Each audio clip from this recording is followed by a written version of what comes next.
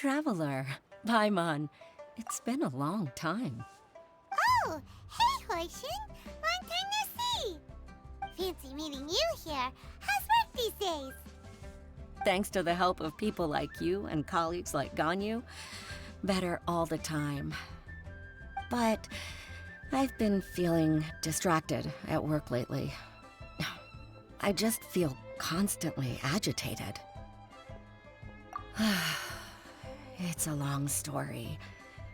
But my father, he's thinking of stepping down from the Tianshu position due to health issues. Huh? What's wrong with Uncle Tian? Nothing specifically. He's not unwell. He says he's just increasingly low on energy these days. He's always said, old age comes for us all in the end. Still, I just can't help but feel a little emotional watching it happen to him. Anyway, my father's currently on the second floor of Yangsheng Tea House. Why don't you come pay him a visit with me? He seems very fond of you, too. I'm sure chatting with you will make him very happy. Sure, let's go.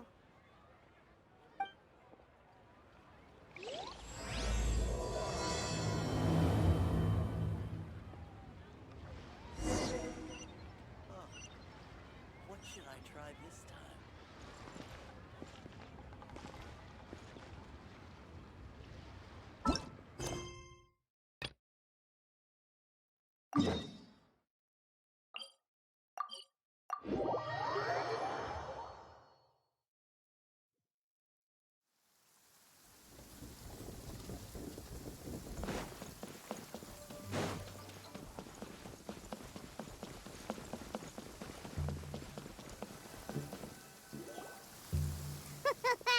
Looks like you're having fun. What's the occasion this time? Oh, do I spy a traveler and a Paimon? We were just talking about you. This is more serendipitous than finding Mora after face planting on the road. It's been too long. I'll bet you have some thrilling new tales from your journey to fill me in on. I can see it in your eyes. Excellent! I knew I could count on you. What were you talking about before we got here? Something fun? Or something delicious? We were talking about one certain traveler and how two's company but three's a crowd as the inseparable duo tour around Tibet, making 4 friends here and 5 more there, often at 6s and 7s as they brave the lakes and seas, collecting pieces of 8 and countless other treasures. They clearly must have 9 lives. Wink, wink. Let's hope they have less than 10 deaths. What the? It just gets worse and worse. Shortly, you may attend a grand banquet at Stone Gate. All will be dressed to the nines for majestic food and fine wines. And after 8 long drinks and 7 shorts, they'll each write 6 lines 5 times. You've been to all 4 corners of the world, so in 3 short seconds, can you guess from these 2 stanzas of 1 speech each what this event is about? Correct! It's a poetry gala, and Mondstadt and Liyue are hosting it together. Do you still remember the promise I made to the distinguished director Hu here during the lantern rite? Oh, something about writing poetry together? That's right.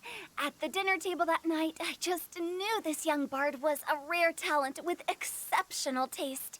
You know, it's rare to encounter such a kindred spirit. And now, I've finally seized the chance to collaborate.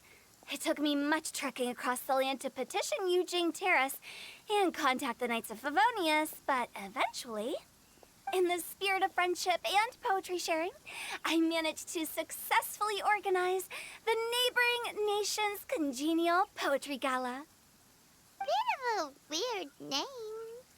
Liyue's poetry is known far and wide, and Mondstadt is the city of wine and song. With 2 nations teaming up, it'll be double the fun, and a great chance for people from both places to get to know one another. Hu Tao and I will be the co-hosts for this poetry gala. Of course, I haven't studied the various forms and formalities of Liyue poetry for very long, so please forgive my dreadful performance just now. Not at all, Venti. You followed my lead most excellently. You flatter me. Well, this sounds like fun. Let's get involved.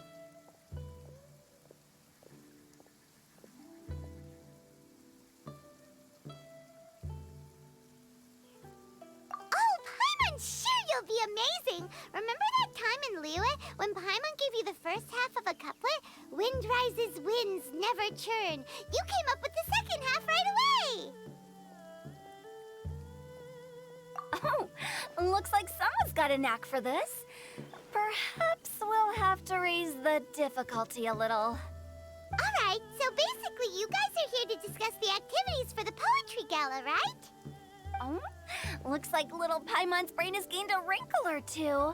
You guessed it so effortlessly, but you still guessed it wrong. Huh? Wait, Paimon guessed wrong? We came here hoping to invite a special guest. I already told you. I'm not going. Xiao, you're here too! Never having penned a verse myself, how could I hope to judge the poetry of others? Besides, afflicted with karma as I am, the raucous atmosphere you are cultivating is precisely the kind which I must avoid, as you well know.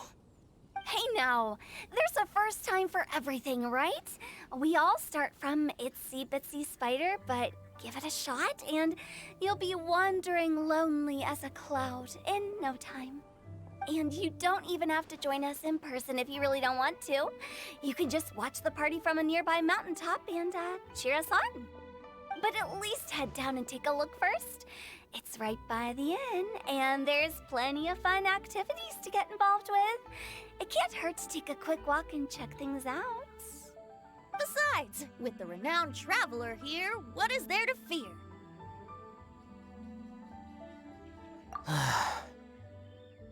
I'll consider it.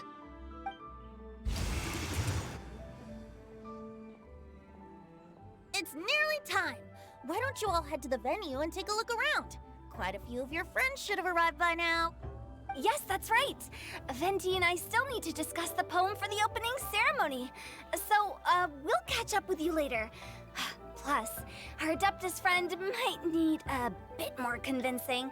We'll see if we can coax him down. Gotcha! We'll be on our way then!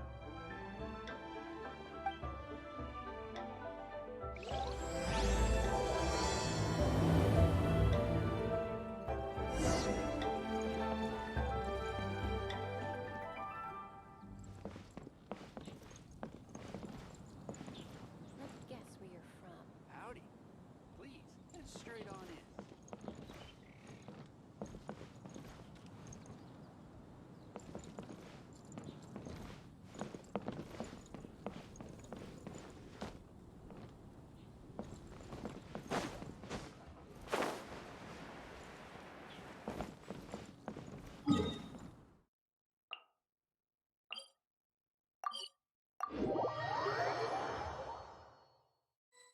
Wow, it's so lively! Didn't think there'd be so many people here already. And a lot of them are familiar faces! Let's go say hi!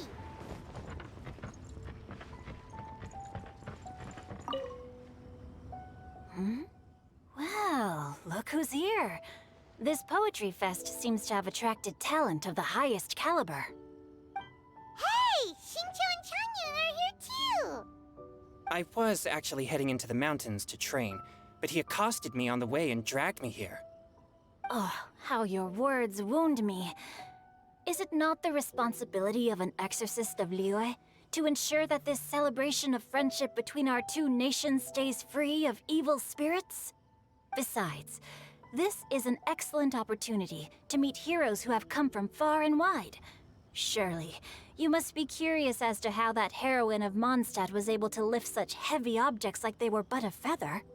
Are you talking about Noelle? Yeah, she's super strong! Oh?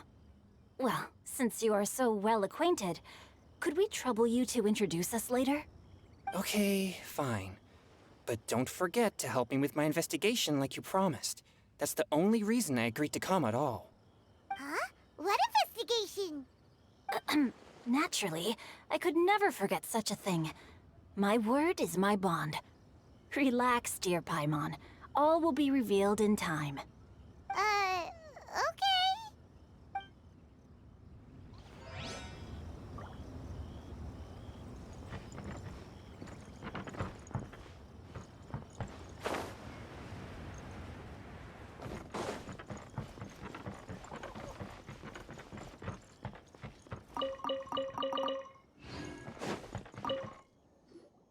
Diona! Traveler in Paimon? I didn't expect to see you here. Are you here to mix drinks? That's right. I was specially asked to attend this event on behalf of the Cat's Tail, and I'm also here as a mixologist representing the Mondstadt wine industry.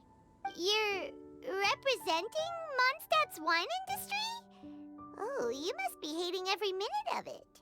Of course I hate it, but it's also a perfect chance to destroy the reputation of Mondstadt's wine business once and for all. Opportunities like this don't come around every day, you know. Huh? How do you figure that? All I need to do is add some gross ingredients to the drinks, and I can create the most disgusting concoctions imaginable. Nobody will ever buy wine from Mondstadt again. Paimon thinks you'll end up getting the opposite result. Just you wait. I ain't about to mess this up. Are you gonna write some poetry with us too? Poetry? I've heard plenty of bards sing in the tavern before, but I've never tried writing any myself. You should join in. It'll be fun.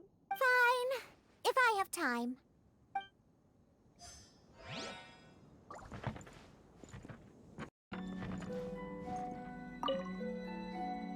Mika! Noelle!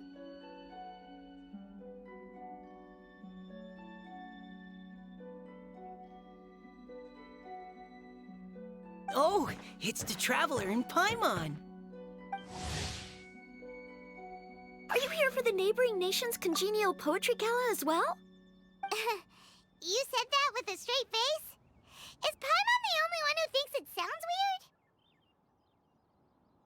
weird? Representatives? No. Nothing fancy like that. We were sent here by the Knights of Favonius to help maintain order and set up the venue. But I didn't really do anything useful so far. Noelle brought all these tables and chairs here from Mondstadt by herself. She's a true knight. Oh, no, that's just not true. Your efforts were indispensable. You selected the venue, drew up the layout, and so on. Also, you're the true knight here.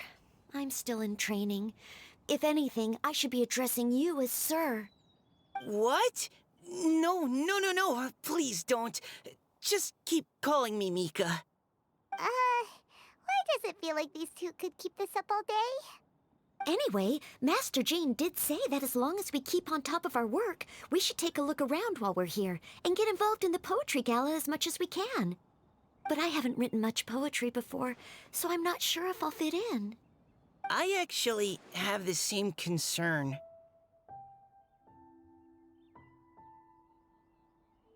Yeah, plus, you won't be alone. We're joining too. The Traveler's a really good writer, you know. Really?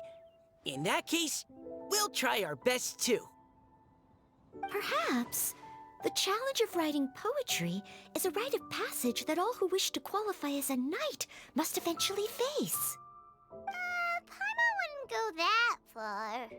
But anyway, no backing out now. See you soon! Sure, maybe you can teach me a thing or two. Oh, Mika beat me to it. I was gonna ask for help too.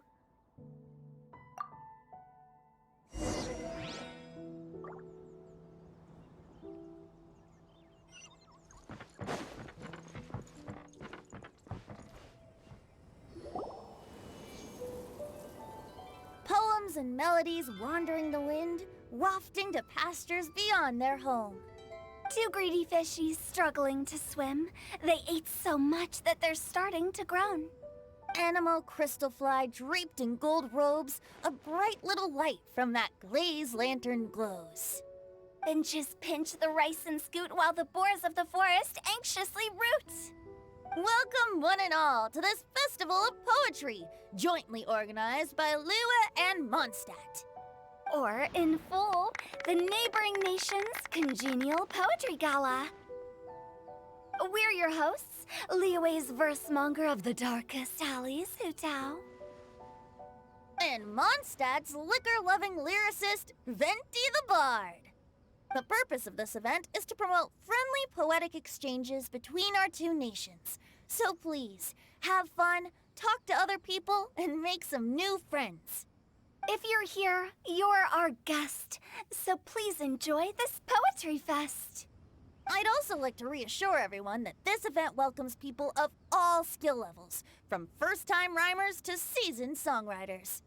If you ask me, the most important thing you can bring to writing poetry is authenticity.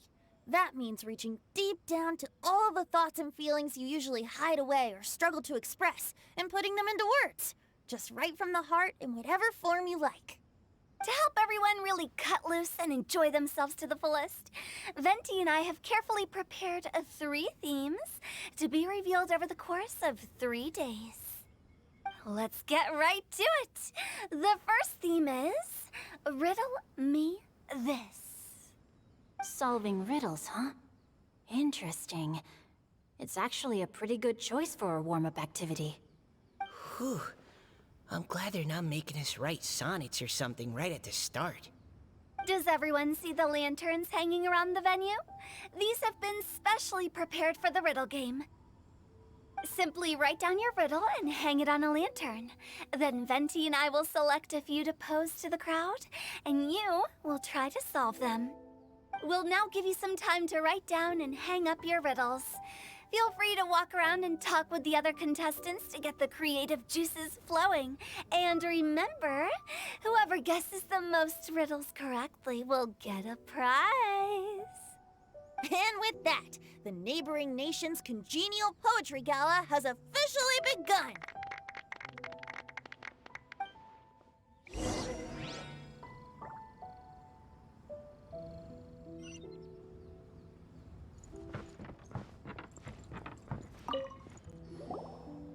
Oh, let's see what's on this lantern. A tender sigh for home, how far the flowers roam. A visitor asks me why, for a dream beyond the sky. Okay, someone from Liyue definitely wrote this one. I just read that one too. Liyue's poems seem pretty difficult to grasp. Dreams? Sky? Is it talking about some kind of bird? So it means something like, this thing's really far from home. It's in a vast area, and it's flying really high. Is that it?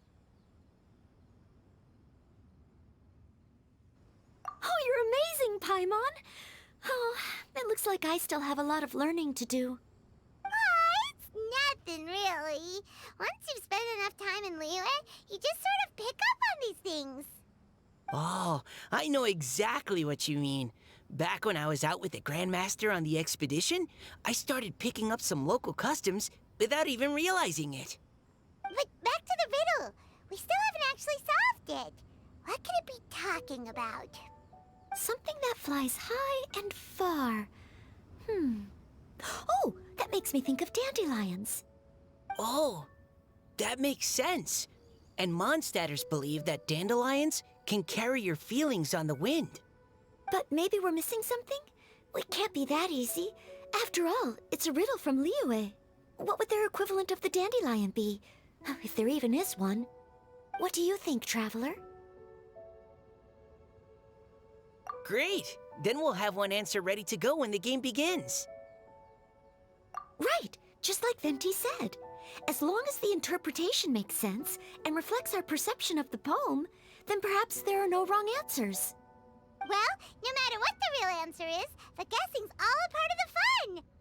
Let's go look at the next one. Oh yes, I want to see if there's any Mondstadt-style riddles.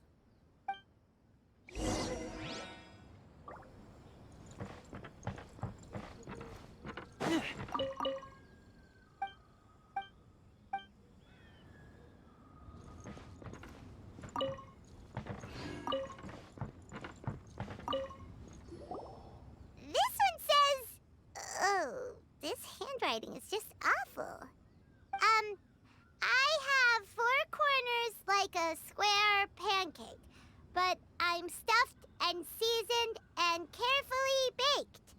I pass through the lips 1 piece at a time. The more you consume, the broader your mind. Oh, wow, Paimon's drooling from that one.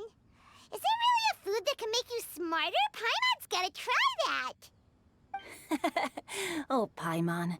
You have to look past the surface level meaning with riddles, or you'll fail to plumb their depths. Huh? So have you got any ideas, Shinjo? Well, Singcho just hung that riddle up a moment ago. Oh, so this is Shinjo's riddle! You know, Paimon was expecting you to write something a little more elegant. this festival is about building friendship and mutual understanding. With so many friends from Mondstadt present, I thought I'd try writing something more accessible and less flowery, so that more people could enjoy it. Hey, not bad! So, buddy, does that mean you can tell your old pal Paimon the answer on the sly, or...? Not a chance. You'll have to wait for the answer to be revealed, just like everyone else. Ha! Meanie! If that's how you feel, why don't you try and stump me with a riddle of your own? Maybe Paimon will! We'll see who stumps who! Traveler, you'll help Paimon come up with a riddle, right? Ha! At least you're nice to Paimon! Then I look forward to seeing the fruits of your literary labors. Ha! Prepare to get stumped!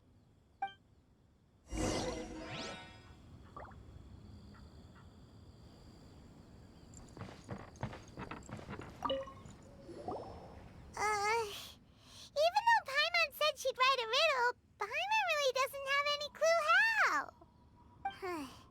Let's start by reading a few more of other people's for inspiration. On 4 long legs, my slim body sits. I eat not a bite and drink not a sip. With a passionless face, I greet countless guests, whom I carry all day without needing to rest. Is this talking about some kind of animal? It's a chair. Huh? Diona, how did you guess it so quickly? Wait, were you the one who wrote it? No, of course I didn't write it. The answer just popped into my head. I'm always telling the cats in the tavern that the chairs get tired from working all the time, so they shouldn't use them to sharpen their claws. Oh, okay. So a riddle needs to have a bait and switch. Are you trying to write one? Yep, and thanks to you, Paimon's just thought of one. Maybe I should try to come up with one too. All right, Paimon's riddle is now hanging up. Diona, do you want to know the answer? Nah, no need. I don't really care about winning a prize. Oh, okay then. Well, looks like it's time to carry on with the event. We should regroup with the others. Sure, have fun.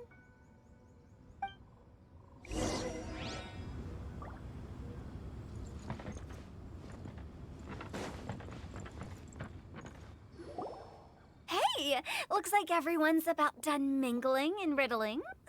Gather round and look this way.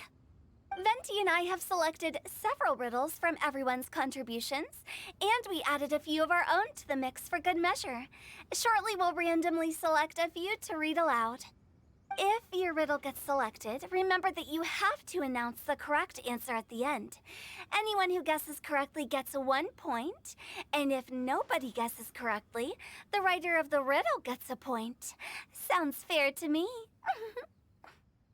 Of course, when the riddler reveals the right response, it only counts if everyone agrees that it's not too far-fetched. That's right. Now, if there are no more questions, it's time to reveal the first riddle.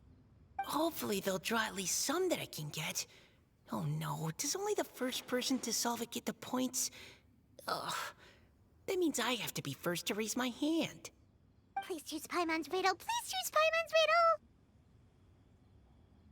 riddle number 1. Let me see here. Ugh, this riddle is, unique, especially the handwriting. I have four corners, like a square pancake, but I'm stuffed and seasoned and carefully baked.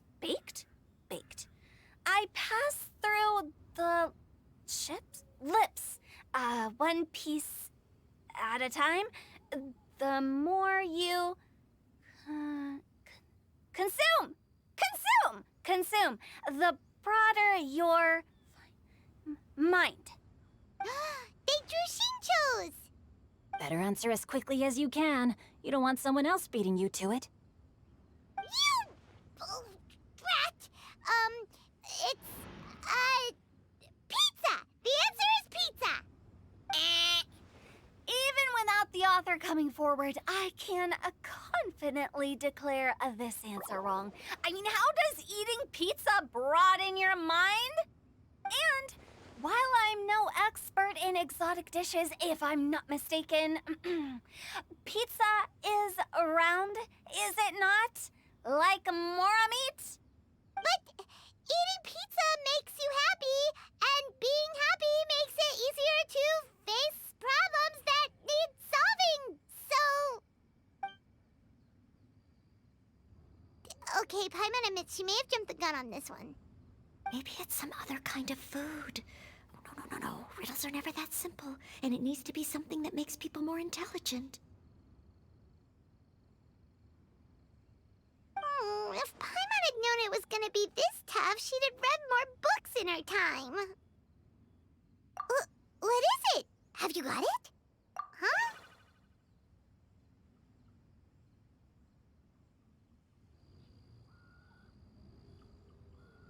Oh, gotcha! Bucks! The answer is bucks! That was quicker than I expected. I was quite proud of that one. Oh, it appears the riddle writer has announced the answer. Okay, 1 point to Paimon. Huh? So the answer was bugs? Oh, how did I not get that? Come on, Mika. Concentrate. We're awesome at this! Oh, what Paimon meant to say was that you're awesome at this. Thanks for the point, Traveler. On to riddle number 2. I gotta get in there first this time. High above the wispy clouds, amidst the gloomy snow-filled shroud, standing alone on an icy stage, beneath it every lowly sage. Looks like a poem from Liyue. Oh, it's... I got it!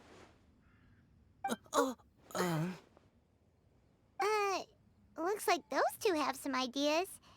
Could it be some kind of plant that lives in cold, high places? Mika, please go ahead. As a full Knight of Favonius, you represent all of us from Mondstadt here. No, how could I? It was you who thought of it first. You should be the one to guess. Well, my answer isn't necessarily correct. Besides, it's first come, first served, and you beat me to it.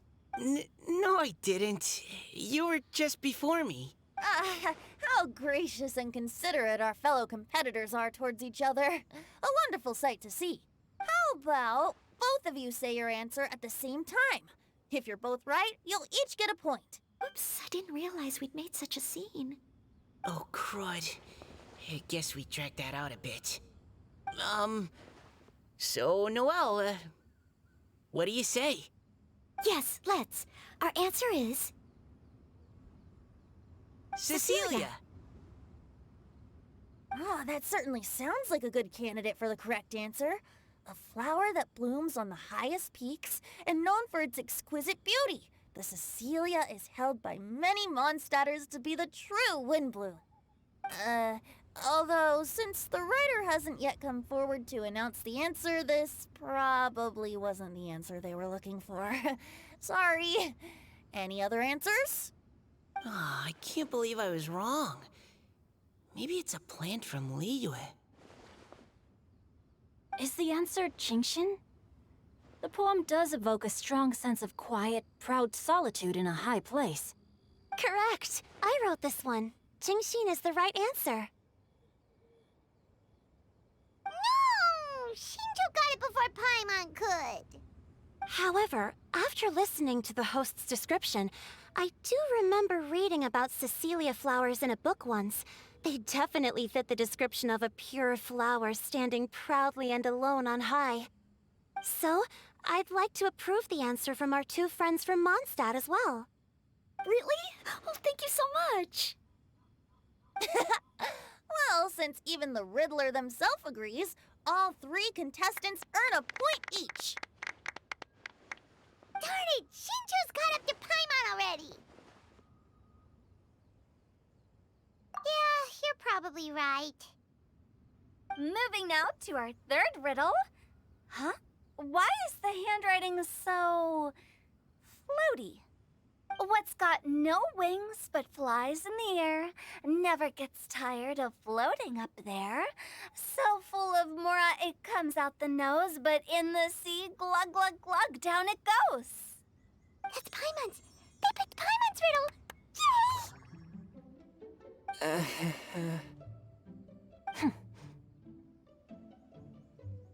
What is it? Why isn't anyone guessing? Is Paimon's riddle too hard? That's not quite it. More like, it's so ludicrously simple that we just cannot believe it. What? No way! Well, go on then. Tell us the answer if you're so sure. The answer is Paimon. What? It's Paimon. I was actually gonna say Paimon too. Me too. No! You're all completely wrong! How the heck did you all think the answer was Paimon? Paimon, do you have wings behind your back? No. You're always floating, but you never seem to get tired of it. And Paimon has a very healthy appetite, which must cost the traveler a lot of mora and meal expenses. I've heard from the senior knights that the traveler rescued Paimon by fishing her out of the sea. So, that means Paimon can't swim. So if she fell in the sea, then... Glug, glug, glug. Wait. Now Paimon's doubting herself. What was the answer again? No! You're all wrong. The answer to Paimon's riddle is obviously the Jade Chamber! You know, the Jade Chamber that's always flying up there in the sky? Is that so? I still maintain that the riddle actually describes Paimon more accurately. In fact, if we just added 2 more lines to the poem, it would be the perfect riddle. Huh? What do you want to add? The traveler's companion and talkative guide, a praiseworthy presence always by their side. Aw, do you mean it? Can we really add that part? You think so too? Okay, then Paimon would like to announce that the correct answer to the riddle is the widely adored Paimon! Great! And with that, the widely adored Paimon has gifted a point each to everyone who answered just now.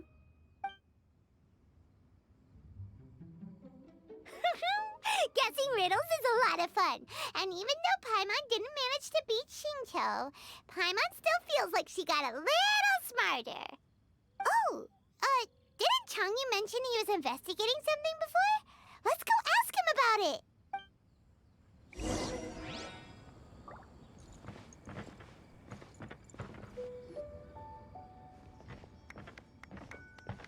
Hey, you two! Oh? Hi, Paimon. You know, for a moment there, I was worried I might lose to you. Oh, are you collecting your prize right now? I am indeed. Though, if you really want it, I'd be more than happy to give it to you. Seriously? Wow, what is it? A most generous donation by yours truly as director of the Wangsheng Funeral Parlor.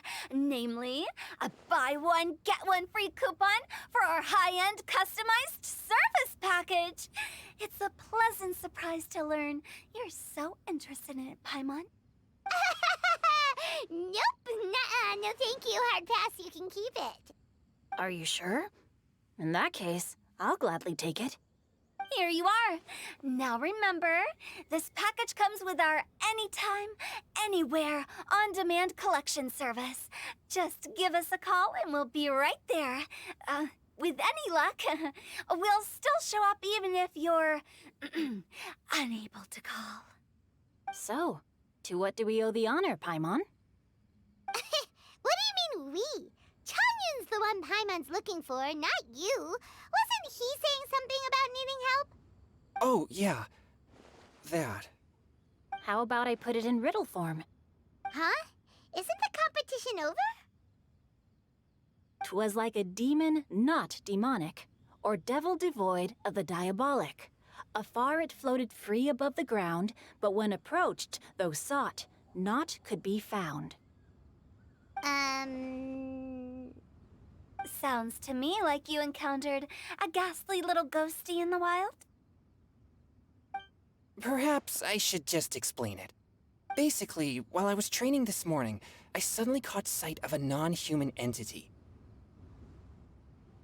It was floating in the air without any kind of external aid, and its body was almost transparent. At first I thought I'd finally encountered a demon that wasn't repelled by my pure yang spirit, and immediately prepared to exorcise it. But none of my methods had any effect on it, and when I went to try and get a closer look at it and try to ascertain what I was dealing with, it disappeared into thin air. You're sure it's not a ghost or spirit of some kind? Quite sure. I could sense that it had a physical body, and if it were a spirit, I'm sure it would have been scared away long before I saw it. It's all my fault. I got overexcited, and in my haste, I didn't ascertain its true nature before taking action. Thinking back on it, if it wasn't an evil spirit, maybe I offended some kind of adeptus, or illuminated beast. You shouldn't blame yourself. It was something you'd never seen before. Anyone else would have reacted the same way. Besides, we're making up for it now by doing our best to find out the truth. Any thoughts, Venti? Have you managed to untangle Chongyun's twisted tail? Why don't you take a guess first, Tutao? Oh, that means you have.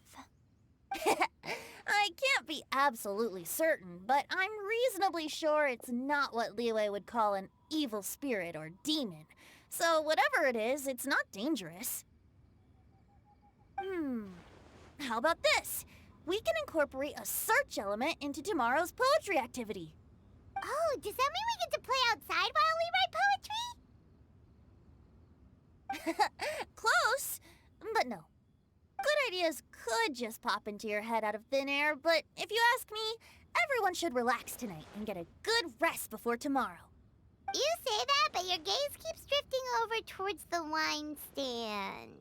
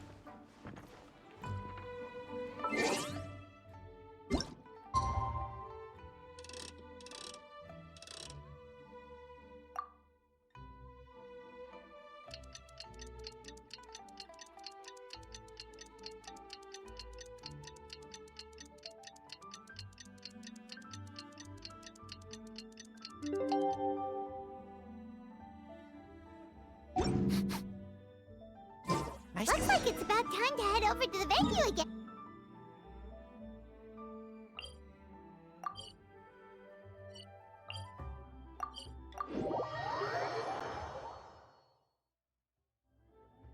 Paimon's still curious what Changyin saw the other day.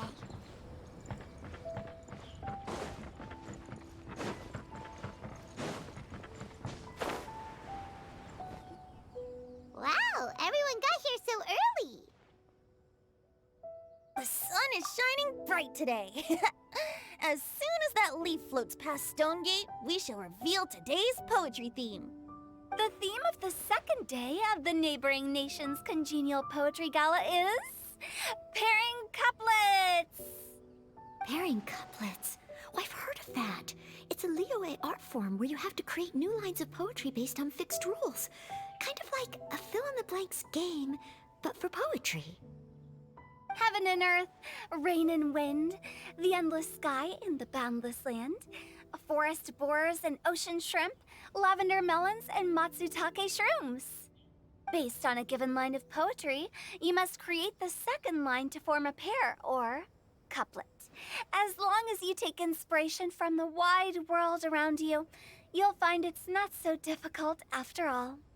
The two lines should be neatly matched, complementing each other both semantically and rhythmically. In essence, it's just like most other forms of poetry.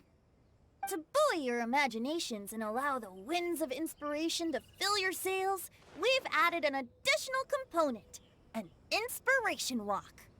An inspiration walk? By inspiration walk, we simply mean wandering around in the wild, taking in the scenery and pocketing any poetic thoughts. Of course, to all our friends, old and new, please be careful while out and about. Wangsheng Funeral Parlor is already fully booked for the month ahead, and if there's any more demand, I'll be the only one with a smile on my face.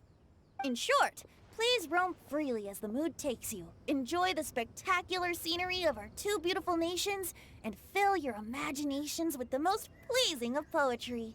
We will all reconvene here tonight.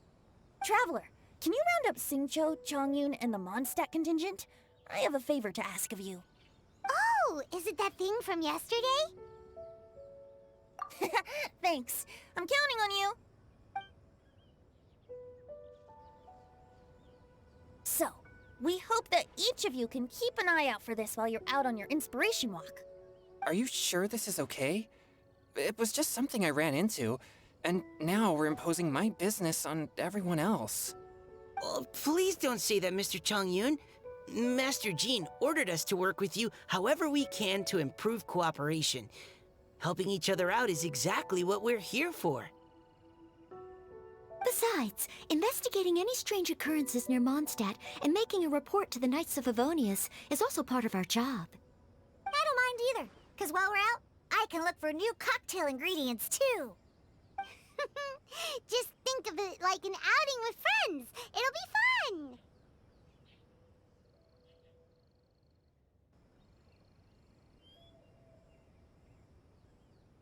The way I see it, you should just humbly accept their willingness to help. All right. In that case, thank you all very much. I will be sure to repay your kindness someday. Now, how about we split into two groups for the day? You mean to cover more ground? Not just that. Don't forget, this is still part of the Poetry Gala. If we all see the same sights and sounds during our inspiration walk, how can we write unique poems? That's true. But how do we decide who goes in which group? Why don't we draw lots? Yeah! That'll make things even more fun! Drawing lots?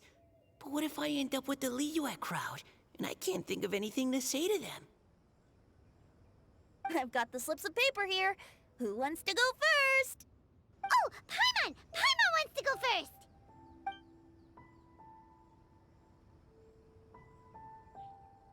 Okay, so that's the Traveler, Paimon, Diona, and Chongyun in one group, and Xingqiu, Mika, and Noelle in the other.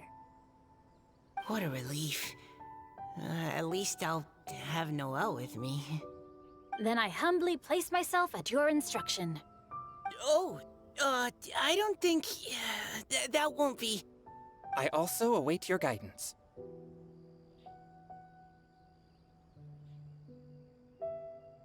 Take care, everyone. See you all tonight.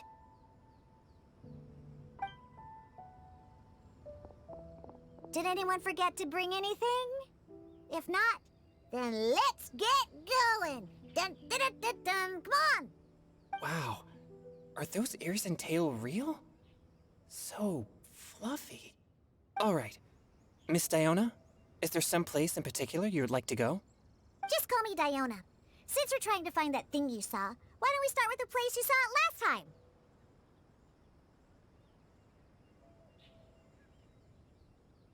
Captain? Hey, quit messing around.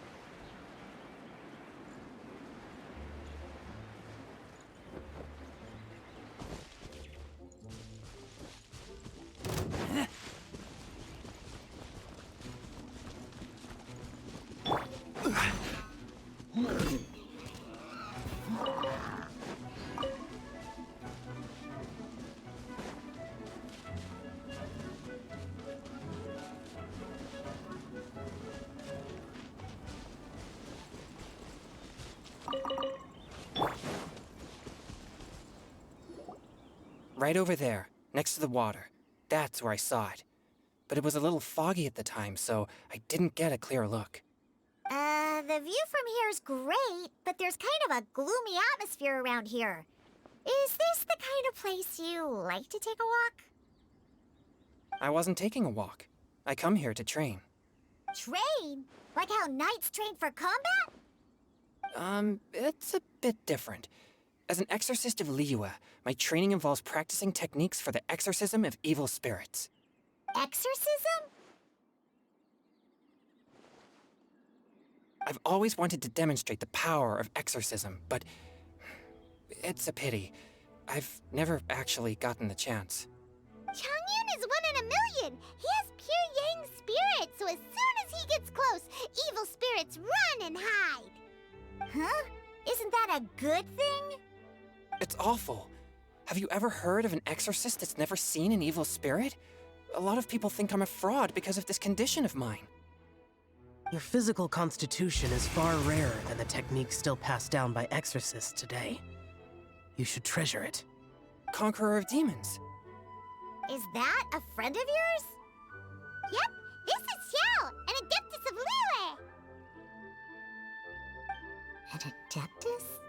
Wow, I've never seen one of those before. Hello, Mr. Adeptus? Just call me Shao.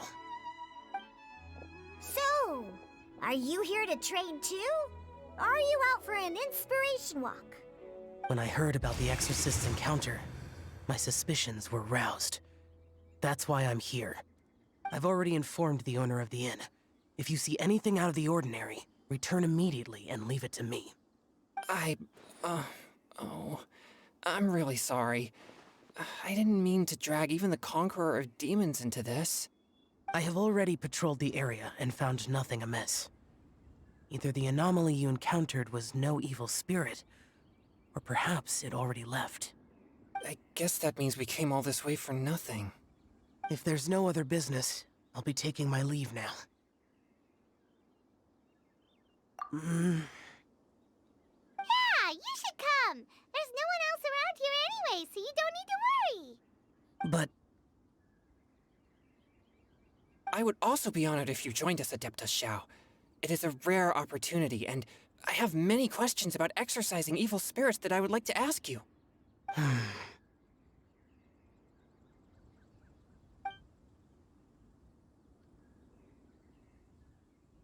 fine.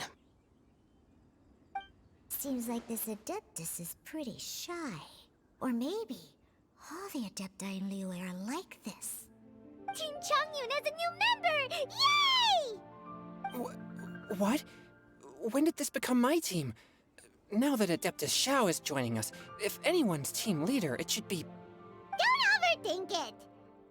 Diona, didn't you say you wanted to find some new ingredients? Yeah, I don't get to come to Liyue very often, so I want to gather some new ingredients while I'm here. I've heard that Liyue's Jueyun chilies can set your throat on fire. Is that true? I'm gonna mix them into my drinks and give it a try. Uh-huh. Julian chilies. I'm not sure that would taste very good. Really? Perfect! Let's go pick a whole bunch of them. What the...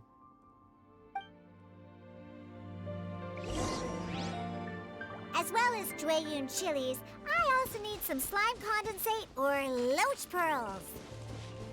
Are those really fit for human consumption? This is starting to sound like something Shaman would make.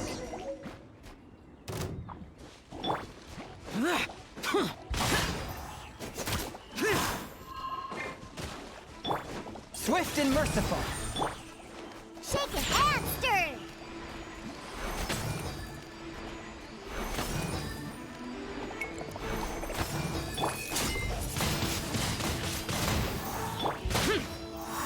Boring!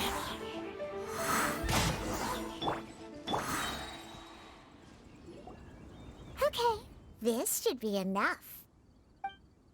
Diona, you seem really committed to, making alcoholic drinks available to people of all tastes.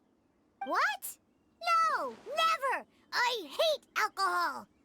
When grown-ups drink too much, they get that stupid drunk look on their faces, can't speak clearly, and don't even respond properly. Sometimes, they just sleep on the floor all night. Alcohol is the root of all kinds of evil.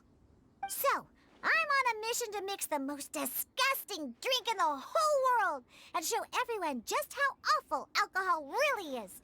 Nothing can stand in my way. If it means coming out to Liyue every day to pick fresh Jueyun chilies, then so be it. Is it really worth all that effort?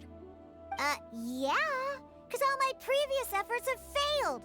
Those stinking booze hounds not only haven't woken up to the truth of how bad alcohol is, they even keep praising my drinks. It makes me furious! But how is that possible? If this is the kind of stuff you're throwing into their drinks, it must taste absolutely vile, surely. Are you calling me a liar? Well, if you don't believe me, I'll fix you a drink right now. Then you'll see. No need. Just you wait. Oh no. Is she really going to add those Jueyun chilies? If her claims are true, perhaps she too possesses a unique constitution of some kind. I don't see how it could have anything to do with her. Unless she's under the influence of some kind of power? Maybe an evil spirit. No. I sense no trace of the demonic in her. Although there are traces of something else.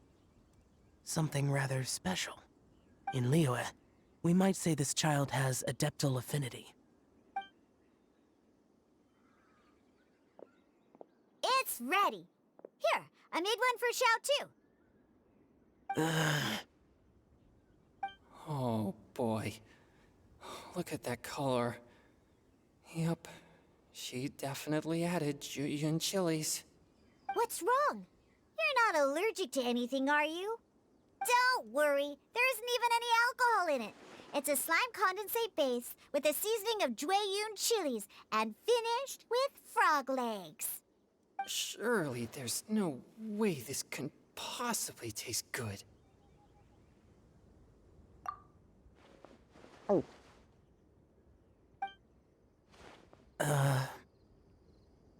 Xiao downed it in a single gulp. Oh, great. If the Conqueror of Demons drank it, it'd be rude of me to refuse. Oh! Changyan drank his too. Is he gonna be okay? This drink is... delicious! It does have a touch of Jueyun chili, but it isn't at all overpowering. It's completely different from Xiangling's cooking or those drinks Xingqiu makes to mess with me. It's crisp and refreshing, with just a hint of numbness, and the Juyun chili flavor combines with the smooth but not slimy texture of the frog legs to form a heavenly mixture. And oh, the slimes! Can we talk about the slimes? Before this, I never knew that they had such a pure and herby taste, like fresh grass after the rain. The power and purity of nature distilled into a cup. Amazing! Simply unbelievable! That's right. Slimes are absolutely sublime. Oh, I failed again! But wait, what's gotten into Chongyun? He's been so quiet up until now. I'm great, and I gotta try another. Diona, if you please, one more.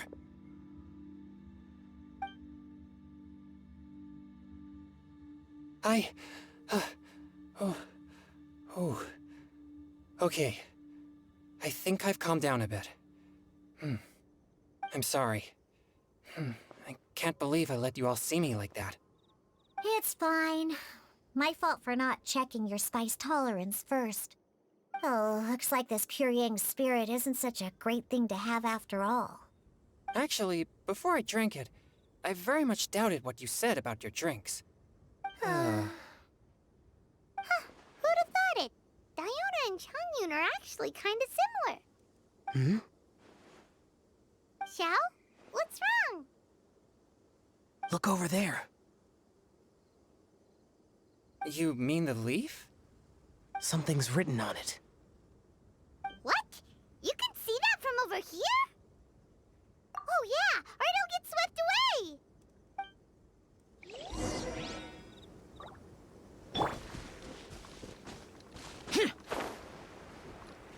Worthless! There's a poem written on it. The Conqueror of Demons has truly amazing vision. Let Paimon see!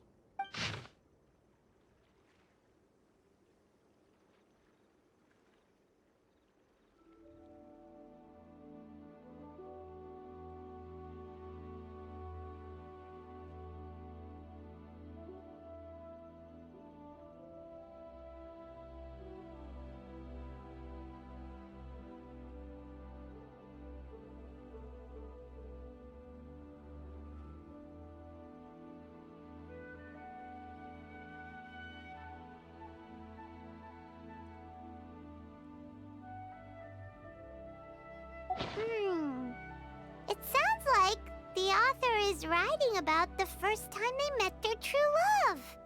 Although the following lines suggest that they didn't end up together. Why write a poem on a fallen leaf? The flowing waters are ruthless. They carry the leaves away with the current. This poem would likely have vanished into the void had we not found it.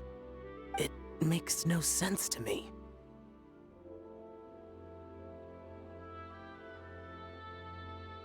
That's true.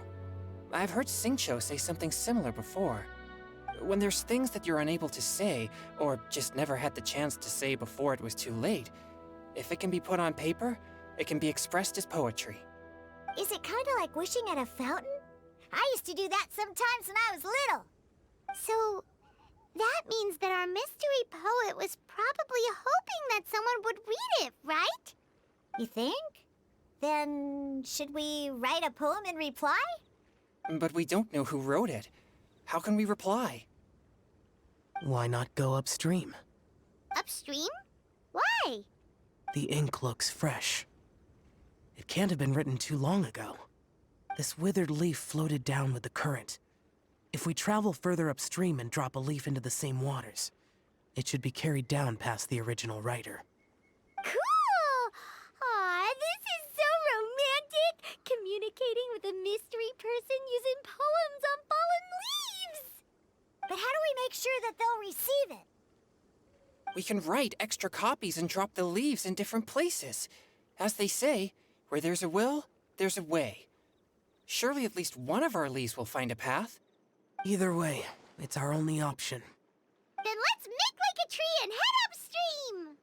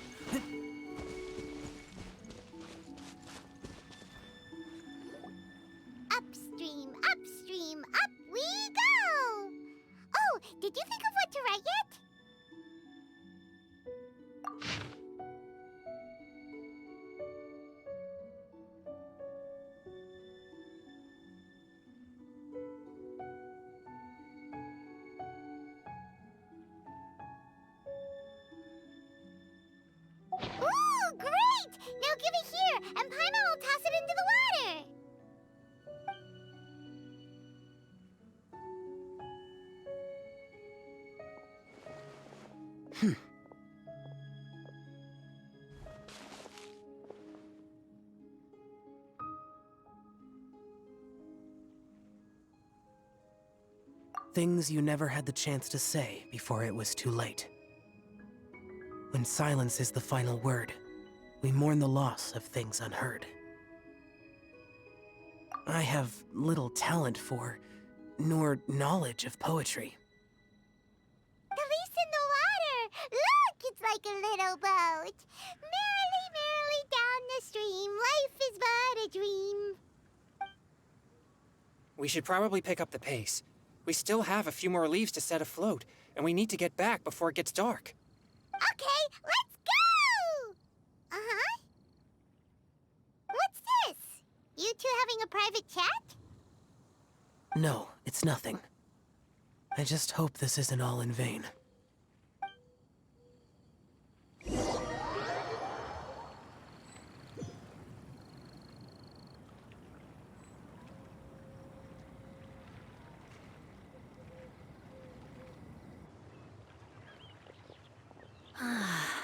The scenery here is quite beautiful. Let's pause here to seek some inspiration. Should we set up camp? Oh, please wait a moment. I'll pitch the tent. It's an inspiration walk. There's no need for all that. Okay. Well, I'll conduct reconnaissance nearby to ensure this area is safe, and see if I can't scavenge any firewood or food while I'm at it. Wait, reconnaissance? It means survey the environment and plan our route forward. It's the foundation of all operations while out in the wild. Are all inspiration walks in Mondstadt this complicated? They're acting like this is completely normal. Am I the weirdo here? In that case, I'll conduct reconnaissance with Mika. Huh? Oh, okay then. Crumbs. Now I have to try and make small talk. Should I mention the scenery? The weather? Very well. Then leave the camp to me. So, Xingqiu, do you, go on inspiration walks often? I do. I always get bored when I'm cooped up at home, so I head out for a stroll. Life gets busy. You have to steal a moment of leisure when you can. Cool. Oh! Over there! Firewood! Yeah.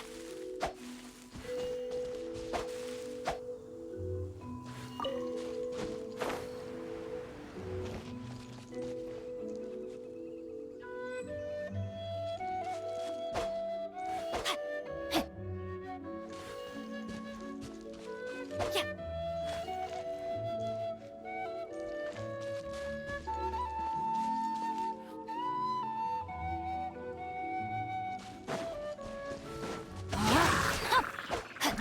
Rain outlines your fate. Neutralizing threats!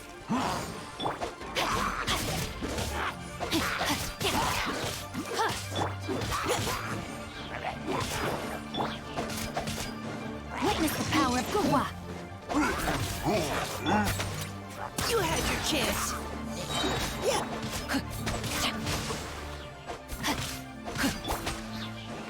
Let's keep going, team!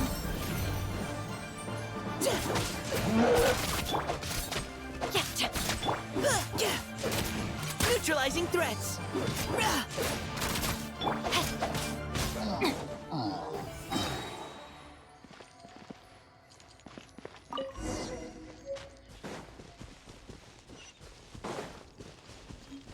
Body and mind.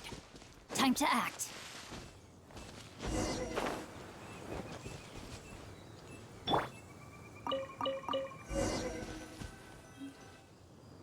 With this wood and the food I brought along, we can definitely put together a decent lunch. You've got quite a knack at wilderness survival. I'll give you that. Thanks. I was on an expedition with the Grandmaster of the Knights of Favonius for a while, not too long ago. I was in charge of surveying and mapping. Oh? You sound like a character from an adventure novel.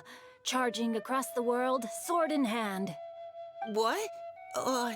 No, I'm nowhere near as amazing as all that. If I really run into a powerful enemy, I always leave it for someone stronger to deal with. You're too modest, Mika. A hero is measured not by the blood on his sword, but by what's in his heart. As long as a righteous heart that yearns to aid others beats within your chest, no matter where you go or what you have achieved, you may be called a hero. That all sounded pretty profound. I've never even thought about any of that before. Hello? Are you okay? Maybe we should return, lest Noelle be forced to wait on us. Oh, sure.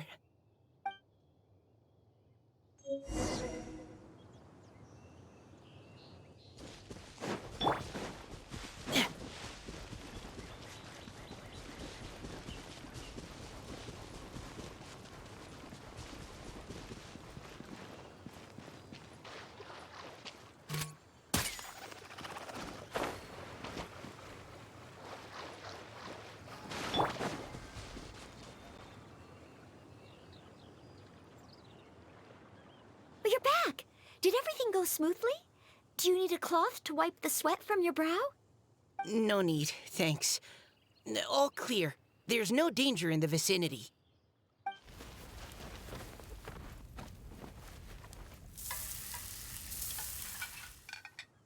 Noelle, your cooking is amazing. Every single dish is so tasty. Truly astounding. I never imagined it was possible to enjoy such a satisfying meal in the great outdoors. Really? Then what do you usually eat when you're out on an inspiration walk? Oh, well, since I usually sneak out from home, I just grab some dried snacks to take with me. Add in whatever fruit I pick along the way, and that's my lunch. By sneaking out, you mean running away from home? That's right. Or sometimes I'll tell a cover story like, I'm going out to take care of business. But if you get caught, won't you get disciplined? So just don't get caught. Huh. Anyway, did anything interesting come up while you were out scouting? Well, Xingqiu and I talked about what it means to be a hero. Now that I think about it, by Xingqiu's definition, you should be considered a hero too, Noelle. Huh? Me? You're always happy to help everyone in the Knights of Favonius. Not only that, but whenever we're out training, you help out the citizens of Mondstadt. Oh, remember that time when a giant boulder was blocking the road? You cut it in two with a single blow. Oh? Sounds like she has both a heroic spirit and incredible martial prowess. Don't. Oh, please don't praise me like that. We should talk about what we came here to do, finding inspiration. Miss Hu Tao said something about pocketing our poetic thoughts. But so far, all we've done is gather some firewood and cook lunch. I have no idea what to write. You can write about anything. Looking at Cor Lapis, one can't help but wonder if one's own heart is as bright and clear as jade. Observing silk, so bright and beautiful, one pauses to consider whether it ever feels the sadness and sorrow that humans do. So we have to connect our internal world with the external one? Exactly. But that's just one of many possible methods. Perhaps you might gaze out at the bridge in the distance and see a woman leaning on the railing, looking as if her heart is laden by sorrows that even the rushing waters below cannot wash away. Huh? Wait! I saw her at the gala yesterday. She wrote one of the riddles we answered. Why don't we go say hi?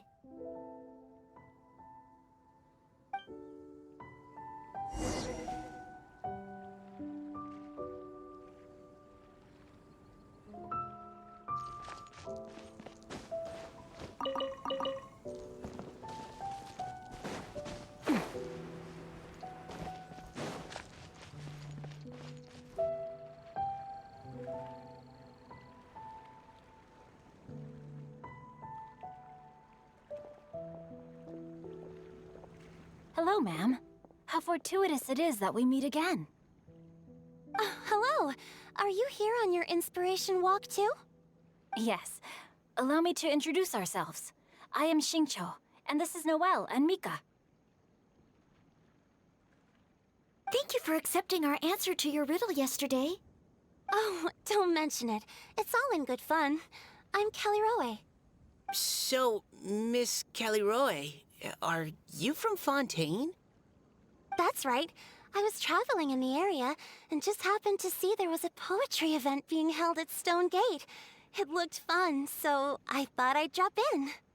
Your riddle yesterday made quite an impression on me. It was uniquely evocative. Have you studied Liyue poetry before? I haven't, actually. I've just picked up a few things here and there from chatting with people throughout my travels. Amazing! So you're a natural poet. We noticed you standing on the bridge from quite some distance away. Are you drawing poetic inspiration from the flowing current beneath your feet? I haven't finished my poem yet. The water here was just so peaceful and calming. I stopped for a moment and lost myself in admiring it. Well, since we're all here, why not head back with us to the venue for tonight's festivities? It's getting late after all. Huh? Are you sure? We can walk and talk. Perhaps the mingling of ideas will give rise to new inspiration. I'd personally like to hear Miss Callie Roe's couplet. I'm sure I can learn something. Well, if you're all in agreement, I've got no reason not to join you.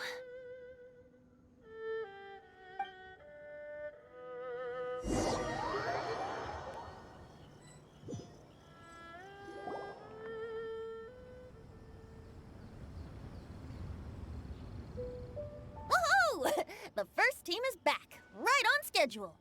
Huh? The others have yet to return? Come on! Let's hurry!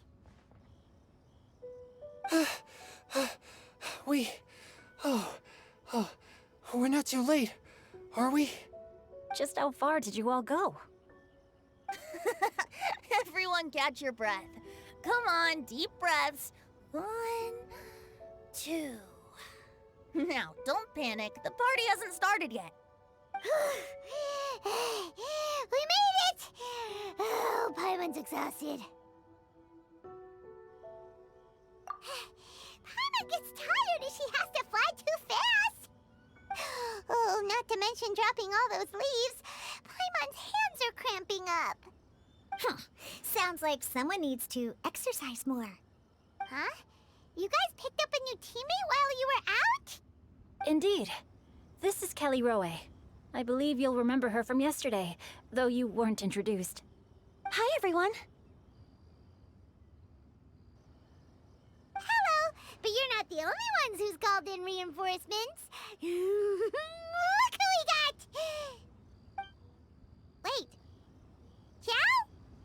Where'd he go? Xiao, come on out!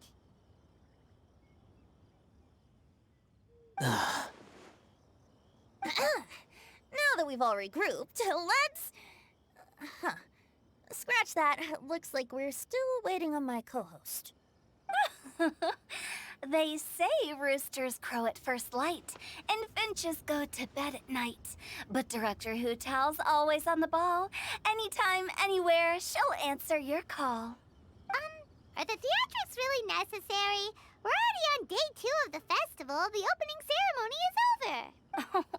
But my dear, dear Paimon, it seems you are not yet aware. That was not for my own sake, but for a special guest who's joining us today. Director Hu's manner is as exuberant as ever. It always makes quite an impression. Oh boy! Now this is a surprise. Mr. Zhongli, I hope you are well. Xingqiu, what can you tell me about Mr. Zhongli? He seems like somebody very important. Yes, he's held in very high regard in Liyue Harbor. He's extremely erudite in many different domains of knowledge. Allow me to introduce you all to Zhang Li, a consultant at the Wangsheng Funeral Parlor. His expertise is limitless, stretching from the celestial orbs to the terrestrial ores, spanning modern and ancient culture, delving into literature both prosaic and poetic. He may be my subordinate, but he is certainly a qualified poetry expert, and so we have invited him here tonight to judge the compositions. The director exaggerates. I am but vaguely acquainted with a few lines of classical poetry. Should you consider me to be remiss in my appraisal of your own compositions, please correct me. Yeah, enough with the modesty already. If I didn't know better, I'd say you seemed nervous. Just focus on judging. Please rest assured that I shall rise to the occasion, Director. Let me do a quick count. 1, 2, 3, 4. Great! Equal numbers on both sides. Huh? Are you counting me too? Okay, fine. But consider this a favor. With our Fontaine friend present, perhaps we should rename this event to the Three Nations Congenial Poetry Gala. Also, I'm just noticing that Paimon should only count as a half teammate at most. That kind of puts Team Traveler at a bit of a disadvantage. Well, how about this? I'll join in as well. Director Hu Tao, here to help out in your hour of greatest need. What does everyone think? Naturally, the more the merrier. Being the host of the festival shouldn't stop you from having the chance to enjoy it like the rest of us. Then it's settled. Everyone else in the audience, feel free to join in too and support your favorite team. What about me? Shall I keep track of the score? No need for that. The teams are just a formality. We're all friends here, and this isn't intended to be competitive. But what do you think, Judge Zhongli? I concur, Director. Moreover, it would be disingenuous to impose upon our friends from Mondstadt and Fontaine a competition in which they are judged on how rigorously they can adhere to Liyue poetic conventions. Since this is a congenial poetry gala, should we not begin with inspiration and finish with friendly conversation? The aim being for all participants to enjoy themselves. That's a relief. I was so nervous about this, but it sounds like it's gonna be pretty relaxed. Couldn't have asked for a better judge. Zhongli said everything I was supposed to say, only far more eloquently. So, without further ado, I shall pass the baton to Venti. No problem. Friends old and new, put on your thinking caps and take a deep breath of fresh air. The second stage of our poetry gala will now commence. Matching couplets. Perhaps I could break the ice with a humble contribution to inspire others to share their brilliance. Please listen to the first line in the couplet. Lounging in luxury inside a Shinue kiosk booth, delighting in countless contemporary tastes. What? He managed to think of one already? Oh, he seems like a real expert at this. Shinue Kiosk. Should that be paired with Lily Pavilion? Or are they too similar for a couplet? Oh, this is pretty difficult. Shinue Kiosk. Contemporary tastes? I guess I should pair the modernity of their VIP dining experience with an emblem of the past. Ah!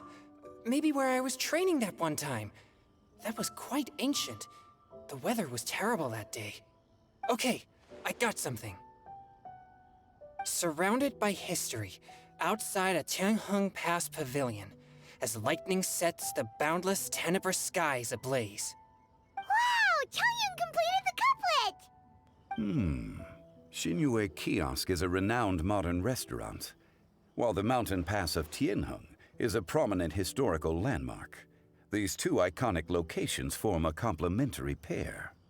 The imagery also contrasts rather well between the two halves of the couplet. One half describing a leisurely and comfortable indoor scene, the other portraying a hazardous outdoor scenario where there is no protection from the elements. Huh? I was just describing what I experienced that day. I guess I just got lucky. All right then. I guess I'll start the next couplet. Mind pines for Mingyun, flesh confined to Qingse. Spirit striding high on Zhiyun's clouds. Oh, Chongyun, you dark horse. Looks like you came to play today. This conjures the image of one with lofty aspirations, whose life is limited to a small town, but who awaits the opportunity to one day ascend above the clouds. The use of various locations for their symbolism is quite novel indeed. Oh! Soul shines like jadestone, dressed in finest silkware. Lucent heart still beats within me now. Wow, how did Noelle do that? A superb line. It employs the metaphor of precious stone to describe one of noble and moral character, with a pure and clear heart. The symbolism in this case is centered around objects, truly the work of a skilled poet. That was a commendable couplet. All thanks to your guidance while we were out on our inspiration walk. I'd like to start the next couplet. Up into the misty karst, down among the grassy marsh, all for lotus seed and bird egg soup. Lotus seed and bird egg soup? What is it, Diona? Did you think of a second line for the couplet? No. Everyone's poems are so complicated. I need more time just to understand them. But when I heard lotus seed and bird egg soup, it made me think of berry and mint burst. Maybe because I mixed a similar drink recently. North beyond the Starfell Lake. South across the windswept plains. Just for berries squeezed and mint infused. No wonder everyone praises the traveler so highly. You answered so quickly. Both halves of this couplet require intimate knowledge of the terrain in question and the local plants that may be found there. The two of you are clearly both seasoned travelers. Does this mean I helped? Meowza! Hey now, Zhongli. Don't just praise everything you hear. You should question and press them a bit. Don't worry about upsetting anyone. After all, I'm here to take the heat. Then allow me to try another. Qingxin has no heart.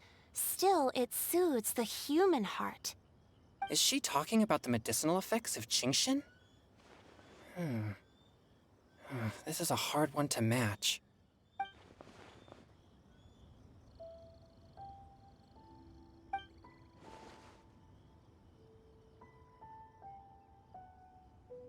Sweet dream is no dream, yet it nurtures people's dreams. Sweet dream. Does that really match? Since the suitability of the match has been queried, I shall act according to the director's wishes and ask you, what is the link between Sweet Dream and Qingxin? Oh, you mean eating a delicious dessert before bed will make you sleep well, right? You're amazing!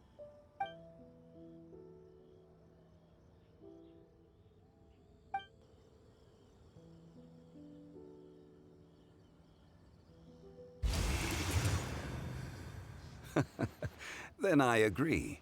The two halves of the couplet match. This point is well deserved. Points for me, points for thee. This judge gives out points for free. But if you ask me, everyone's being a little too conventional so far. Let's push the envelope a little. Go nuts! Oh? In that case, why don't you finish this one for me, Hu Tao? Round moon in the heavens, full moon at night. Celebrate with circle of friends. Oh, square meals in the basement. Big bowls of rice. Decorate with cuboids of meat. Huh? What the? Ah, we have ourselves a pedant's couplet.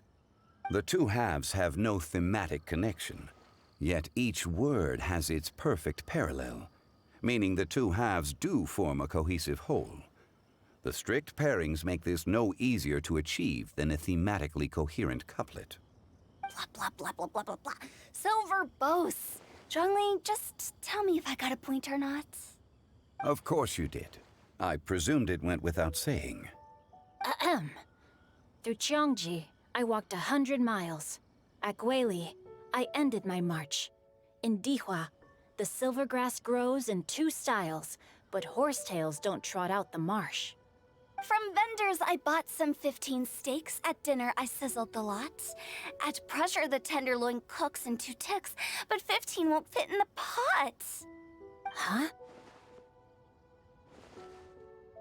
So that's a pedant's couplet. Paimon thinks she can do that too. I thought of one. Wolfhooks can't hook Baron Bunny. Aw, that's a cute couplet. Sweet flowers can't outsweet Sister Barbara. Huh? Now, that's the passion we like to see.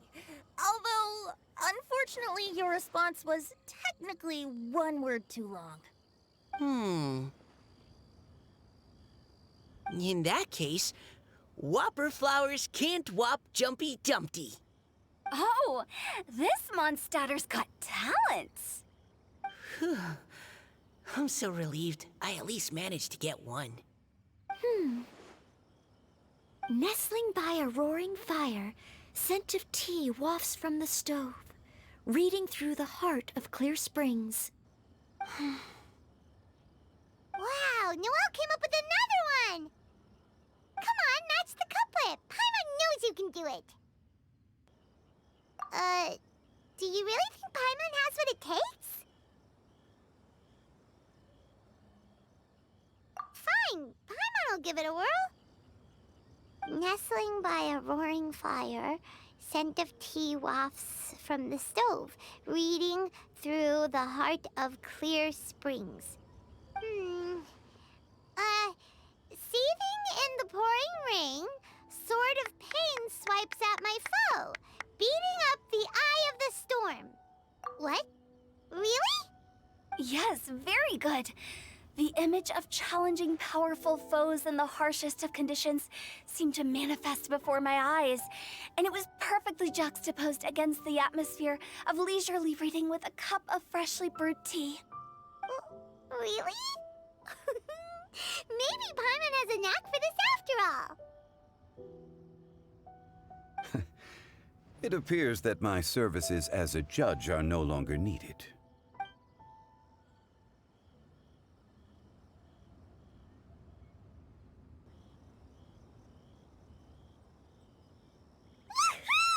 Paimon's so happy! Paimon managed to match a bunch of couplets at the end. You did hear them all, right?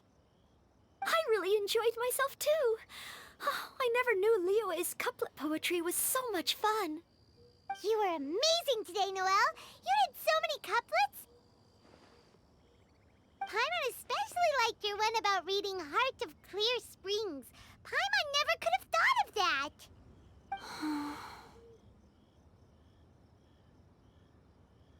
Miss Kelly Roy, are you okay? You look like you're getting tired. Don't worry, I'm fine. Thanks for asking. Although, I do have a question I'd like to ask. Have all of you read Heart of Clear Springs? I haven't actually read it. My dad told me this story once. It's about a spring fairy and a young boy. Oh yes, the story of a spring fairy who left her homeland and met a boy under the moonlight in a faraway land. The boy poured out his heart to her, and she listened to his stories. Over time, the boy grew up and began to develop feelings for the spring fairy. But the spring fairy didn't understand human love and was afraid that making a promise to him would ultimately end in tragedy. And so, I don't know if Diona's father mentioned the part about the kiss to her. In the end, the spring fairy left the boy and was never heard from again. Oh, yes, that's it. Many years went by, and the boy became an old man. But he never stopped believing that the fairy was real, and not just a dream. Sounds like a tragic tale. So, what do you guys think of the spring fairy in the story? I'm sure she made her decision with the best of intentions, but the boy couldn't hope to understand why she left. It's a shame that the misunderstanding never got cleared up. Well, Do you think she should go back and see that boy again, if she ever had another chance? Now? But isn't he an old man by the end of the story? Isn't it a bit late? What if it just led to more regrets? Oh, sorry. Oh, maybe I'm being too pessimistic. If Paimon was that boy...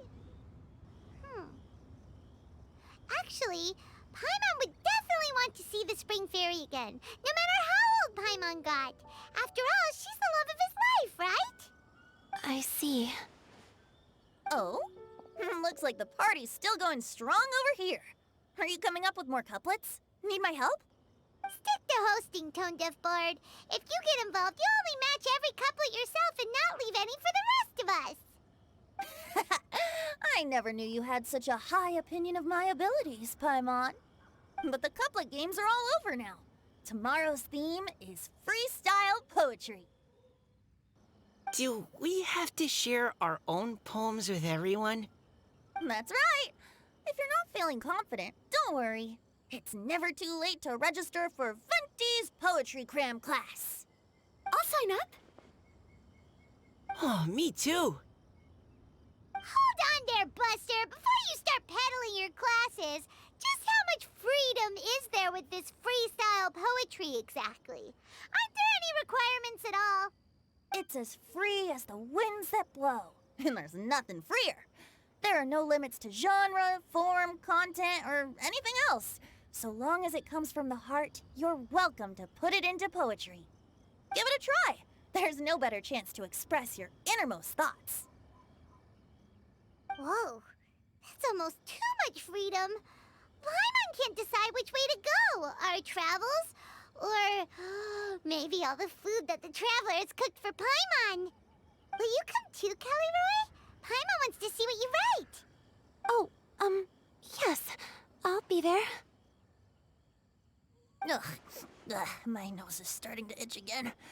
All right, I shall leave you to privately ponder your poems and bid you all good night. See you tomorrow.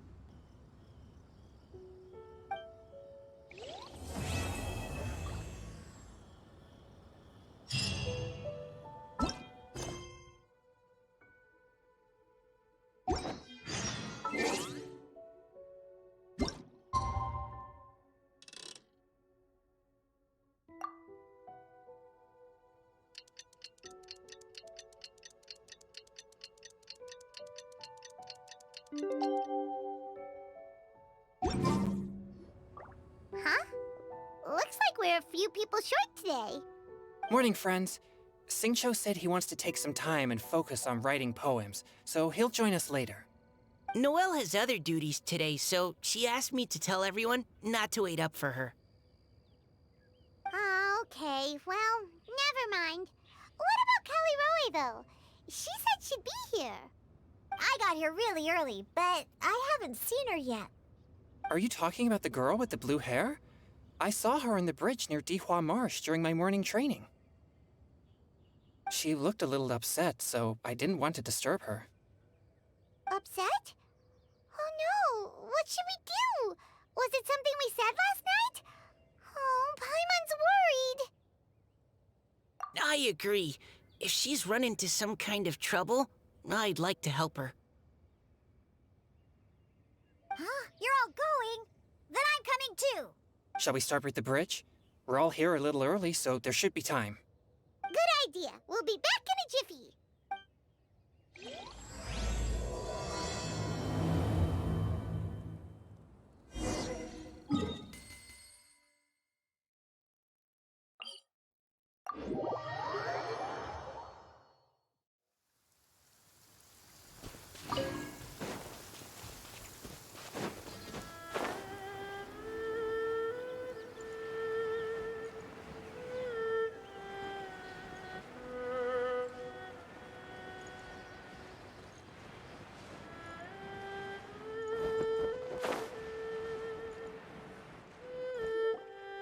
Oh, so this is the place? We ran into her here yesterday, too. She looked like something was weighing on her mind then as well. It's also not far from where we were dropping those leaves. Huh. Leaves? Oh, right. We were so busy matching couplets we forgot to mention.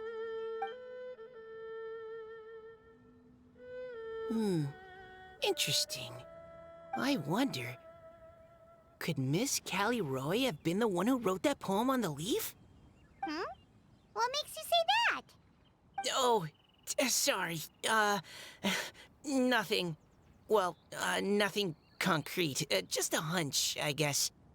It's just, that poem on the leaf kinda gave me the same feeling as when I saw her yesterday. So much sadness.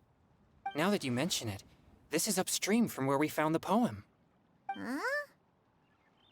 Hey, look! Over there! Another leaf! Wow, you're right! And this one has writing on it too! After that leaf!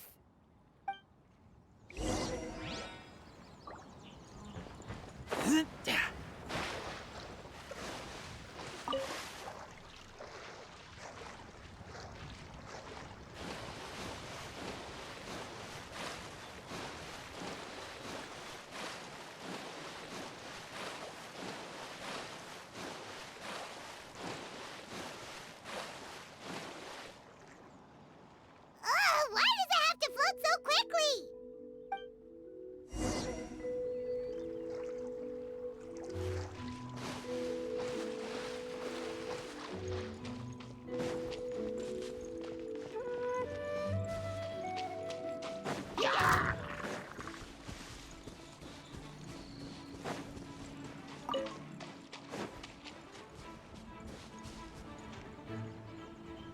Can't you just fly over and grab it?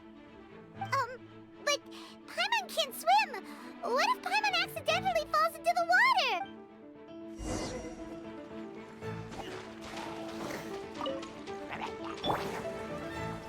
Into the wind!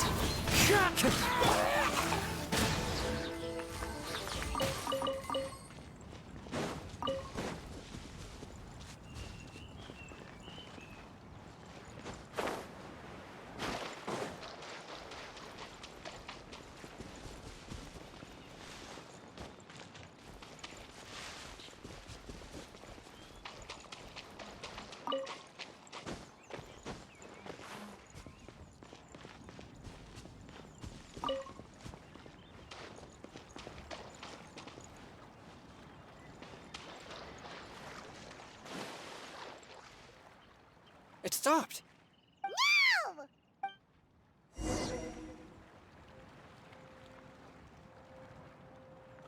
Whew.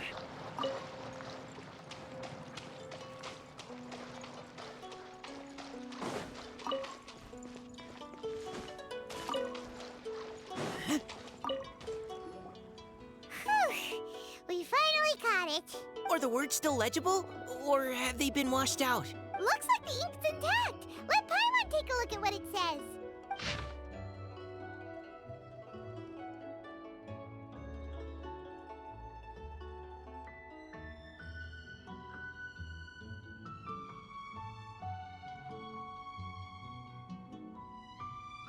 Huh? This is related to the poem we wrote in reply yesterday. She must have picked up one of our leaves. Spring. Young boy. It's looking a lot like Callie Roy was the one who wrote this. She seems to care a lot about that story, huh? Actually, when Paimon first saw her, Paimon was wondering, do you think... is it possible that she's, Based on the current and accounting for wind strength, everyone, please follow me.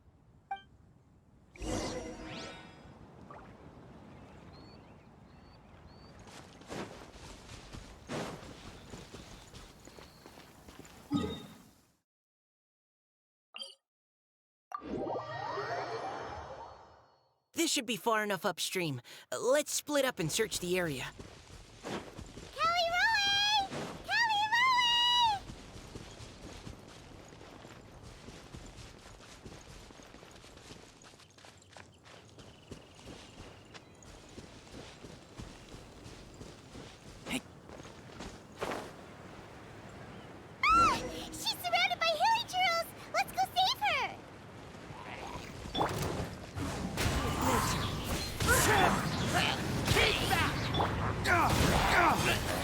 The wind knows me.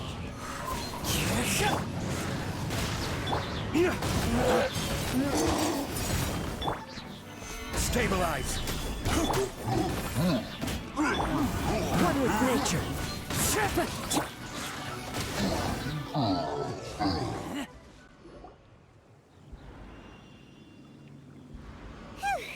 Callie Roe, are you okay?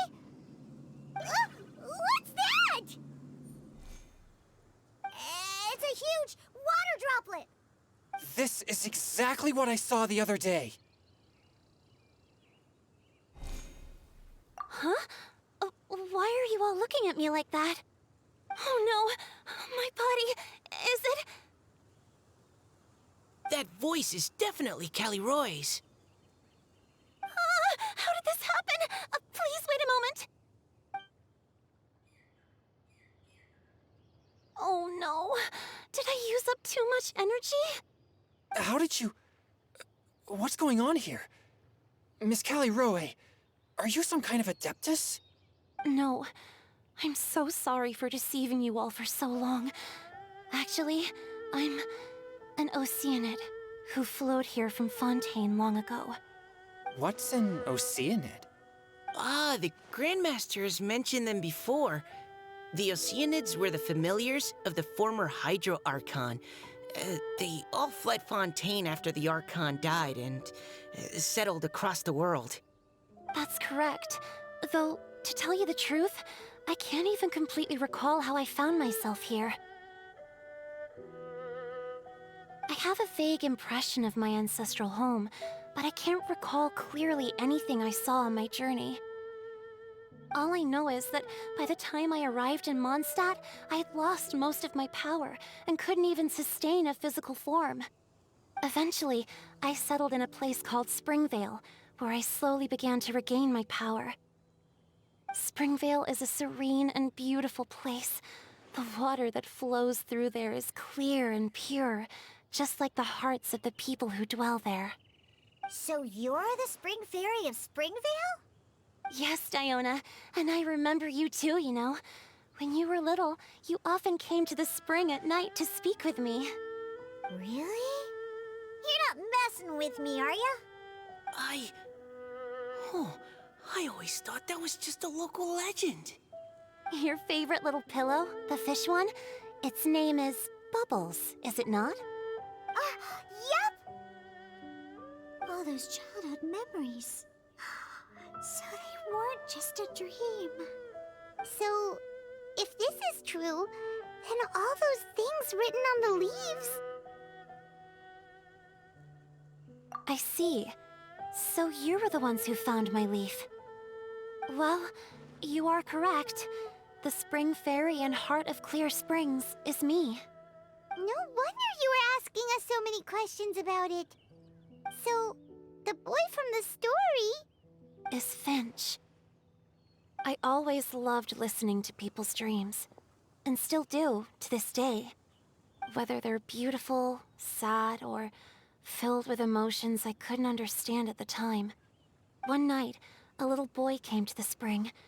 The tears that fell from his face were more fragile than a moonbeam, and purer than the morning dew.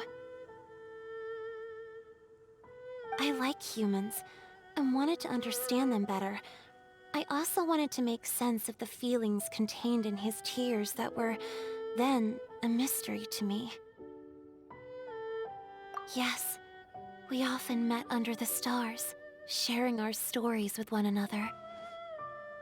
Sometimes, we'd stay up all night and see who would hear the first bird chirping from the boughs, or the first cicada of summer. Aw, that sounds lovely. But one day, just like the book says, I saw an emotion in Finch's eyes that I couldn't reciprocate. I felt out of my depth, in uncharted waters. But I knew all too well that we Lockfolk face a very different fate from that of humans. Whatever was happening, I didn't want it to lead to Finch writing a chapter of his life that he would later come to regret. So, I fled, and never appeared before him again. Oh, Caliroe. My strength returns very slowly, and even after decades, I can only sustain a physical form for a very short time. I once hoped that Finch would be able to move on and meet me when the stars in the night sky have all gone out. But after seeing so many people's stories and hearing about all their dreams, I have gradually come to understand Finch's heart. This feeling of wanting to respond to his feelings is surging relentlessly in my chest, and I can no longer restrain it. But I'm also scared. Scared that if I go and see him now, I'll bring nothing but disappointment and even more pain when it comes time to part. Oh. It really is a difficult choice. Please go see him.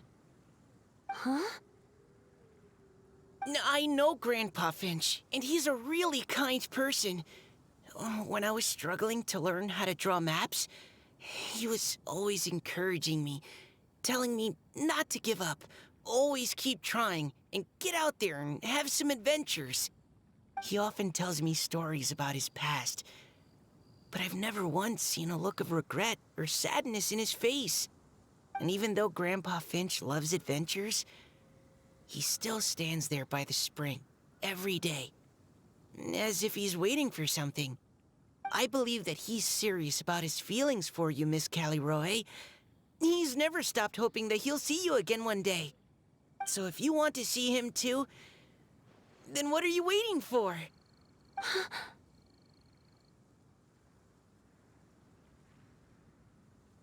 Huh? Oh, sorry. I think I got a bit too excited and I just thought, well, it just sort of came out. I understand. That settles it. I've decided. I will go back and see Finch. You will? Amazing! That's great! But I'd like to ask all of you for some help. Sure. Just say the word. We'll help you any way we can. Would you come to Springvale with me and help to bring Finch to my side? I cannot maintain this form for much longer, and I'm worried others will see me how I was just before. Leave it to me. I'm really close with Grandpa Finch. Also, please keep Finch's in my secret. I wouldn't want Springvale's tranquil waters to become agitated on account of all this. Your secret is safe with me. I won't tell anyone. That's a promise. Great. I can't thank you all enough. What's wrong? Are you gonna turn back into a water droplet? No, I'm sorry. It's just that my mind's racing. As much as I want to talk to him again, I'm still worried that I won't have the words when the time comes. A poem?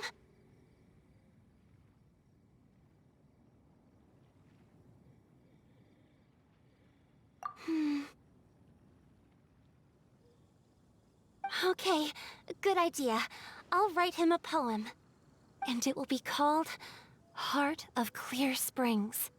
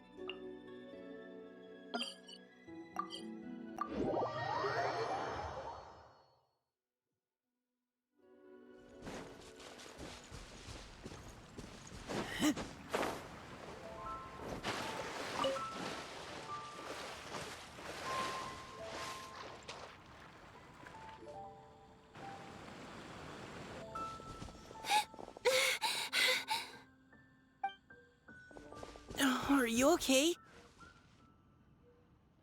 It's nothing. I'm just scared that I won't be able to maintain this form much longer. Okay, don't panic. Wait here, Caliroe. I'll go fetch Grandpa Finch. Take it slow, Diona. Finch isn't a young man anymore. He's not as steady on his feet. I can still hold on a bit longer. Okay, stay strong. You can do it.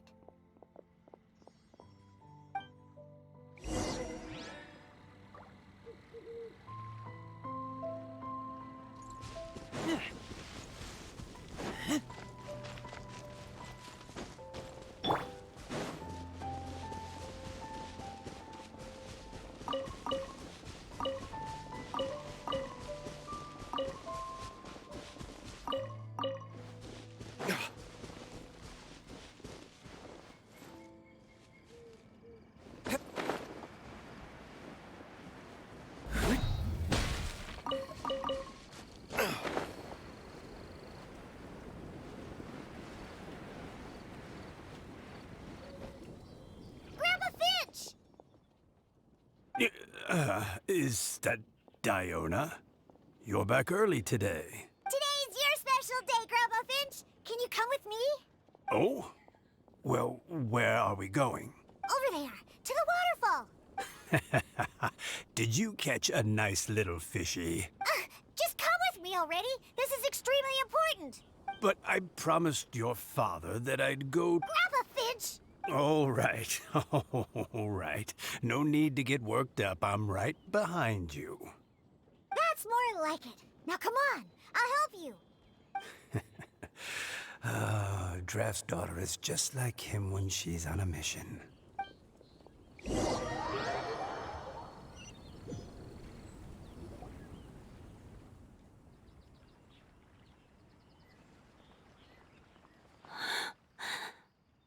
Over here! Over here!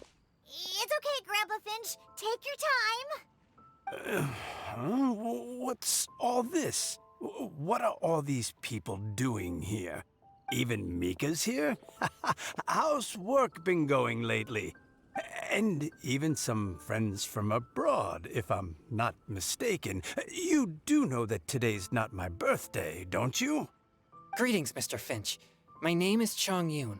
We all met at the poetry gala, and, well, there's someone we'd like to introduce you to. Finch. That voice. Kelly Rowe. I didn't think you'd still remember. Oh, I remember. I remember all right. How could I ever forget? Although your appearance is different than I recall. Back then, you looked like you'd stepped right out of a fairy tale. But I'm one to talk. Of course, a fairy from a fairy tale can change forms. But in your eyes, I'm probably the one who's changed beyond all recognition. Oh, even after all these years, you still know just what to say to make me laugh. I thought you were only able to appear in the dead of night. There have been times when I've wondered whether it really was all a dream. I'm sorry I kept you waiting for so long, Finch. Oh, it can't have been that long. It's been but the blink of an eye, really. Finch, would you like to hear a poem I wrote for you? A poem? You write poetry now? Well, of course. I'd be delighted to listen. I'll hang on every word that leaves your lips. In that case, let me read you a story about the Spring Fairy.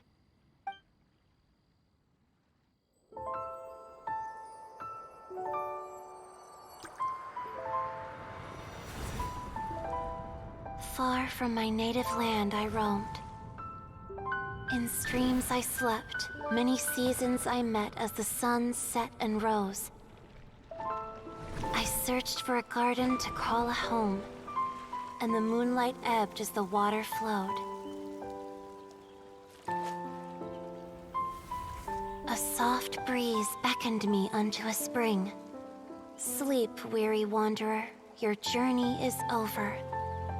May the dancing petals sweeten your slumber.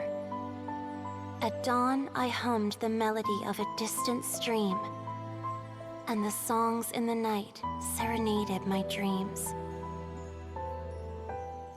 A boy's tender tears trembled through the water, stirring me more than any starlight sonata. He wove me a wreath from past petals and future buds. I crossed beyond the veil of dreams to the realm of flesh and blood. Look at the love that shines from his eager gaze. Answer the call of his heart, lest this moment go to waste. The kittens and fireflies invited my heartstrings to sing, but I was a stranger to the melody of mankind, and knew not how this tune should begin. As the river of dreams trickled into the ocean blue, every time a crystal fly flapped its wings, older it seemed he grew. But I learned to fathom human ways each stumbling step I took, and clouds of confusion became crystal clear in the vulnerable verse I wrote. As seed yearns for soil and trees for the sun, a once foreign melody inside my heart sung, and it cried out your name on every string it could strum. Now, I give my dream to you. May it be in your slumber a sweet spring to quench your thirst. Now, I hand my heart to you, praying my belated promise might meet, still with your trust.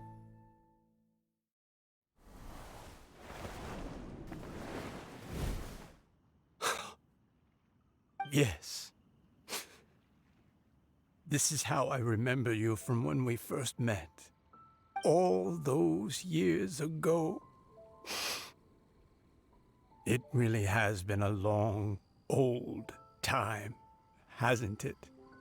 Finch, It's okay. I understand. Your poem, it explains everything. Thank you, Finch. Please, take this.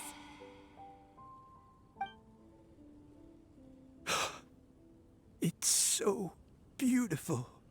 This is a droplet of water condensed from my own power.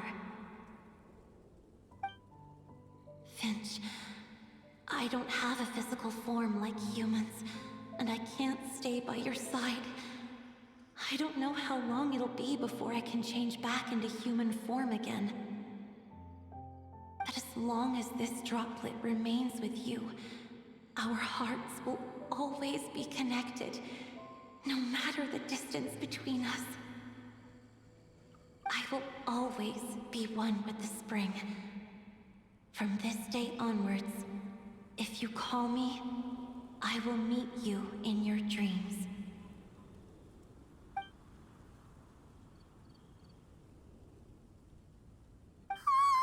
It's so romantic! You've really learned a lot, haven't you? And you don't even mind that the kids are watching. Does it bother you? How could it possibly? This is the happiest moment of my life. I just worry that once I go to sleep, I won't ever want to wake up again. Huh? Don't say that. I'm only joking. It seems that you still have much to learn. Is that right?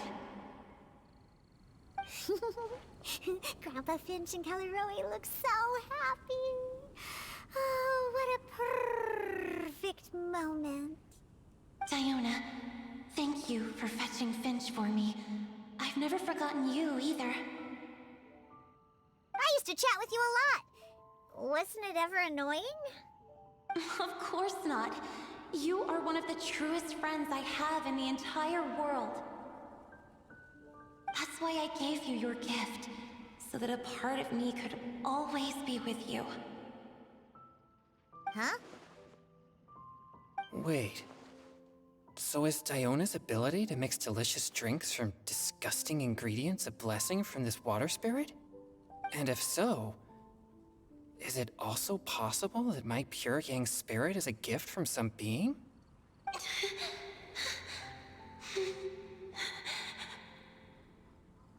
My physical form is about to disappear. Finch, Yes? I've never regretted meeting you or deciding to talk to you that night. Not once. All these long years. Not for a single moment. It probably goes without saying, but neither have I. Although it was different from in the stories. That fateful night, I never gave you that kiss. This gift that represents my promise and my love, I give it to you now.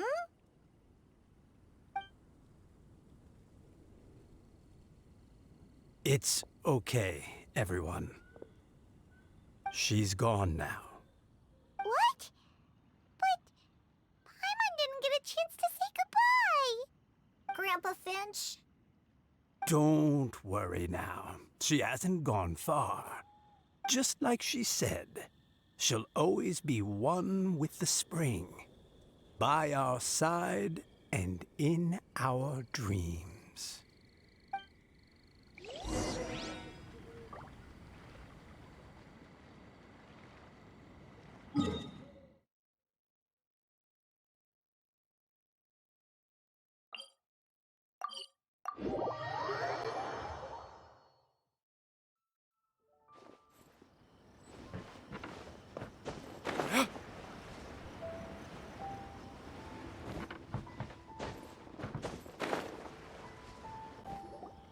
Oh?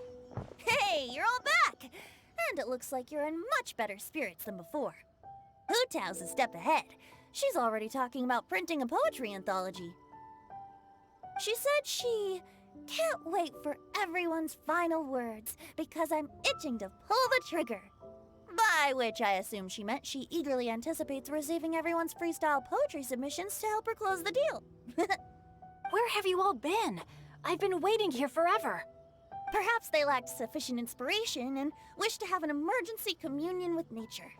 And with any luck, I'll bet they heard some fine poetry along the way. How deaf, Bard! Does this mean that right from the start you... Oh, right from the start, you said you would treat us to a nice meal! Huh? Did I? Very well. Since the Traveler agrees, then it looks like I can't escape this time. Diona! Dear Diona, could I trouble you to fix us a couple of your delicious beverages? You wish. All right. Well, normally I'd never agree, but since I happen to be in a good mood today... Huh? So, just what have you guys been up to all this time? Why does it feel like there are some unspoken words hanging in the air here that everyone is privy to but myself? Really? Must be the breeze. You're reading way too much into it. Yeah, that's right. We're just, taking a walk. Inspiration walk, since it worked so well last time. So even Mika's in on it? Chongyun, how about you tell me what happened on the sly? I've just remembered that I heard about a haunted house recently that you'll definitely want to check out. I'm willing to bet that even your pure yang spirit won't be able to scare off these demons. I appreciate the gesture, but no thanks. Not this time. And I'm starting to think that maybe this pure yang spirit isn't such a bad thing after all. Huh? What the? What's gotten into you? Okay, that confirms it. I call shenanigans. Something big definitely went down here.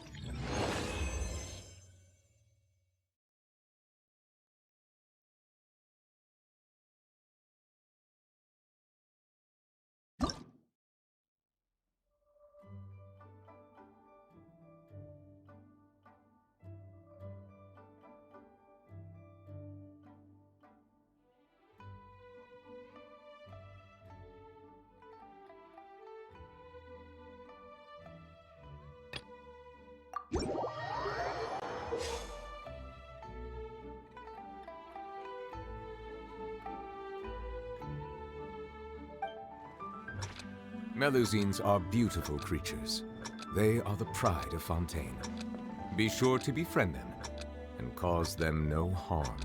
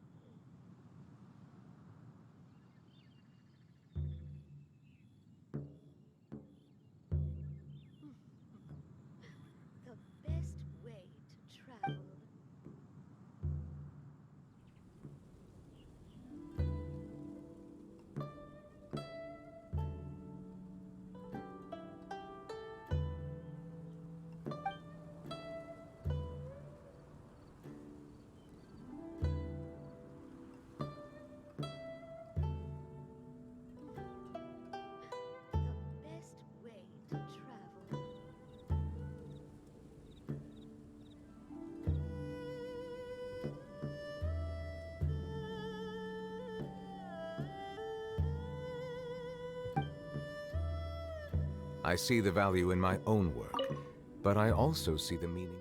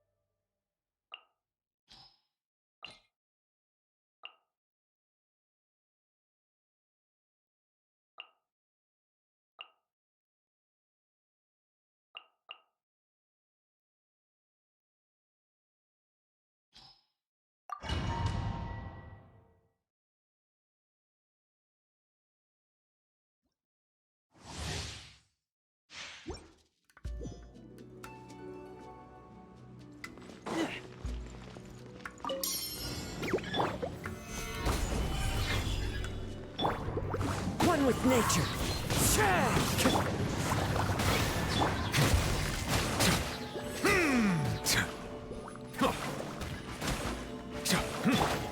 The wind knows me.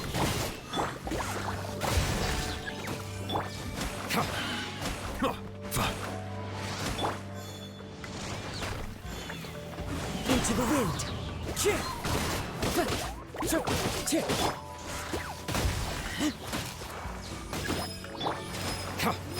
Justice is blocked.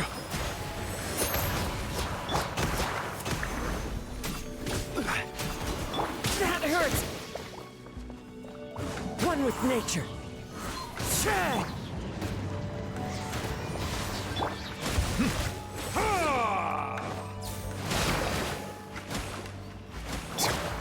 The wind knows me.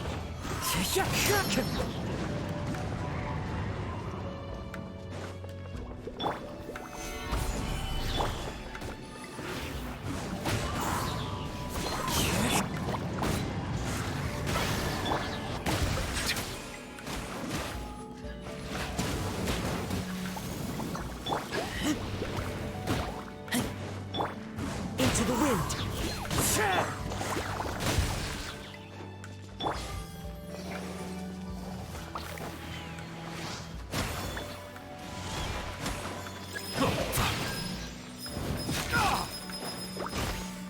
Bow your head. The wind knows me.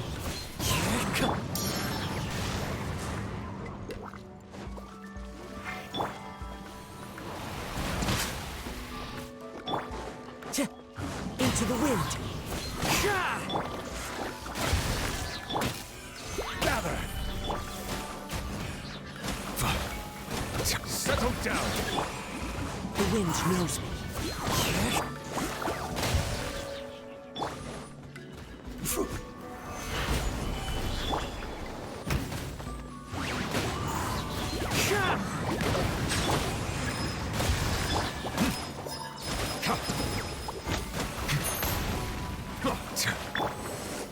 Stabilize. Into the wind.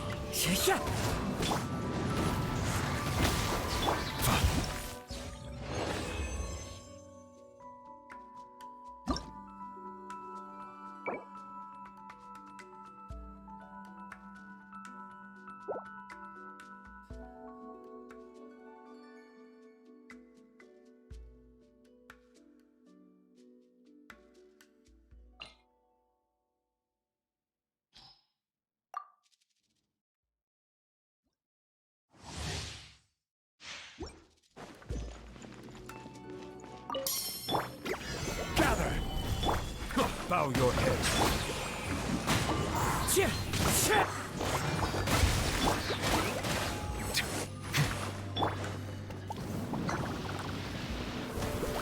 The wind knows me.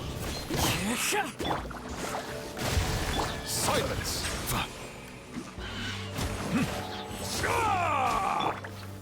Stabilize. One with nature. Bow your head.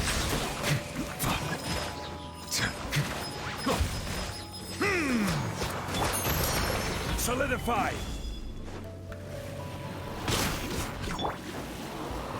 Into the wind!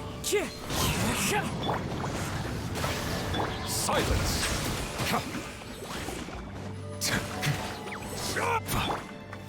One with nature!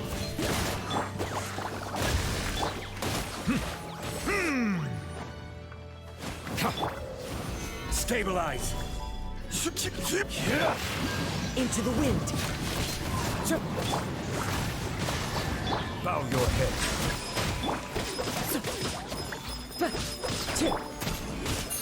Solidify!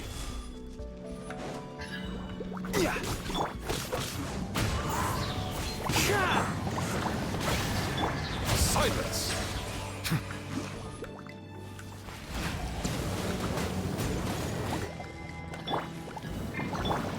The wind knows me.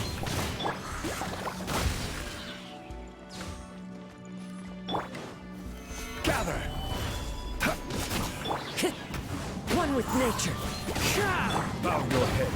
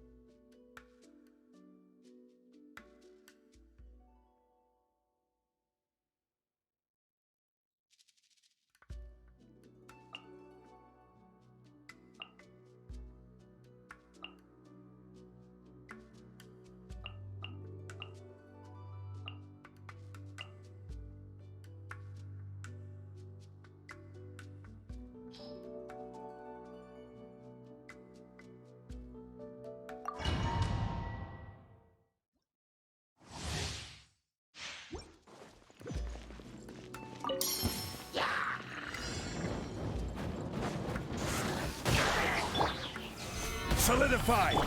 Silence! One with the forest. Yeah. Yeah. Settle down!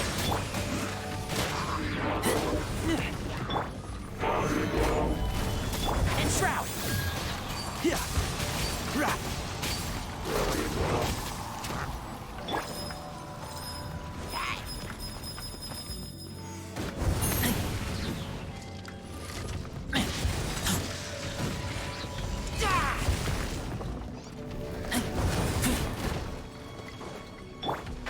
Can't see?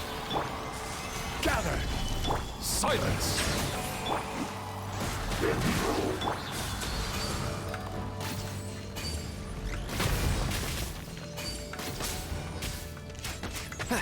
Yeah.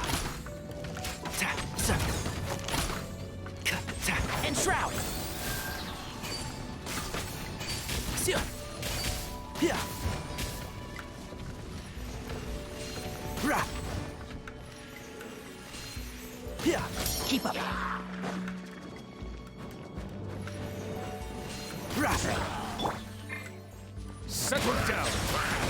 Ha!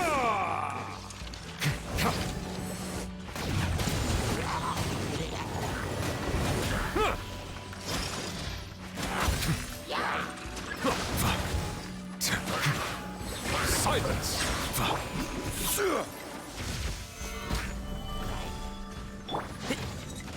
One with the forest.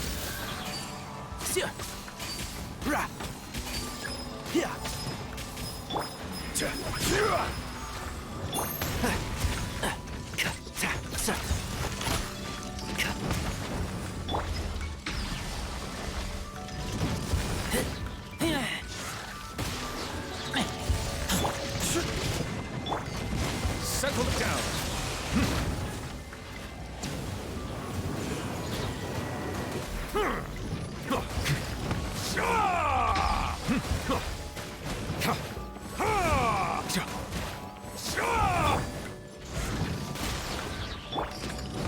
And Shroud!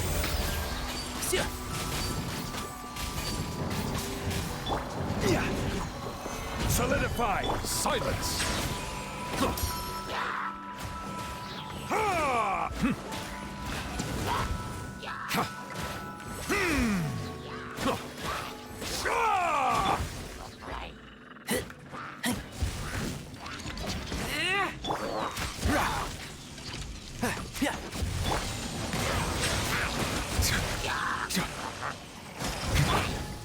Stabilize!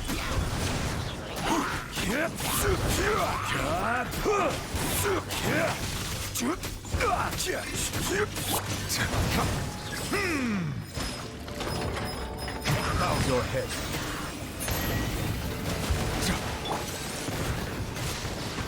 One with the Force.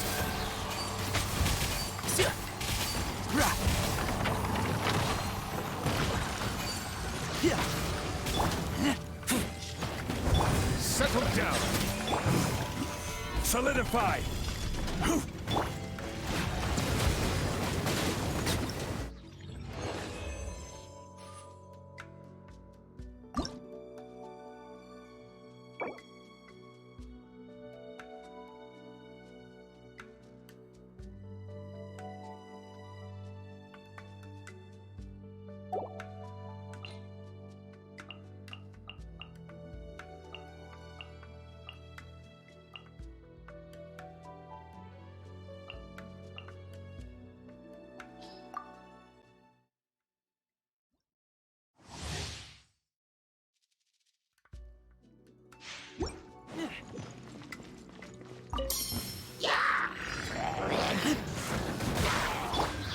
Stabilize!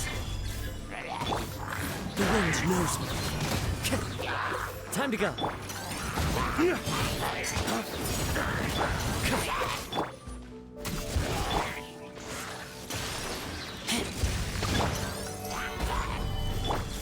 Into the wind.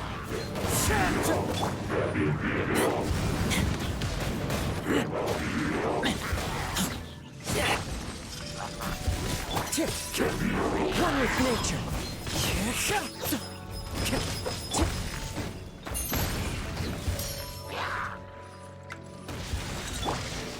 Solidify!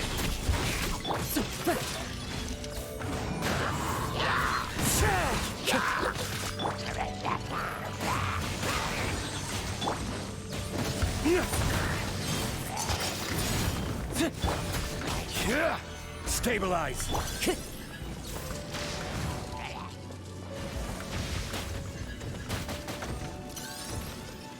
The wind knows me.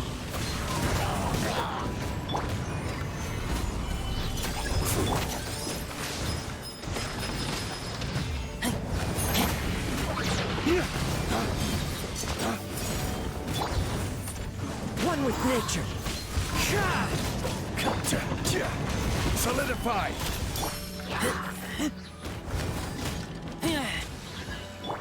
The wind knows me.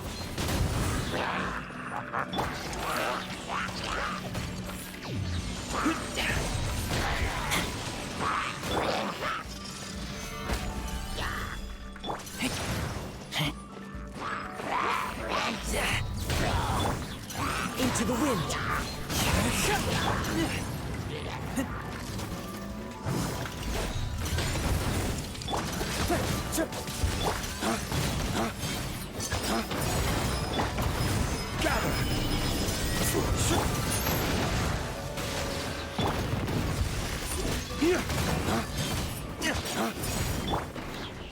One with nature.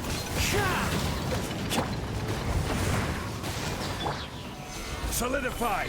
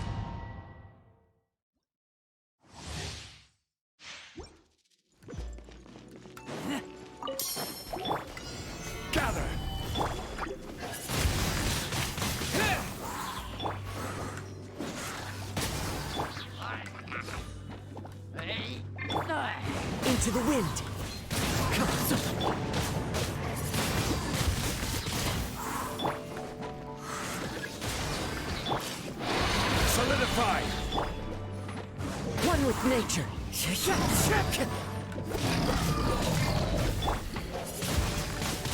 Wind blade!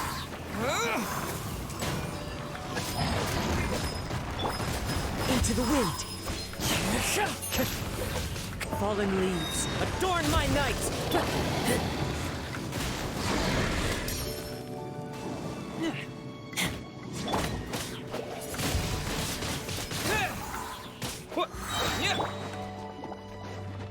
One with nature!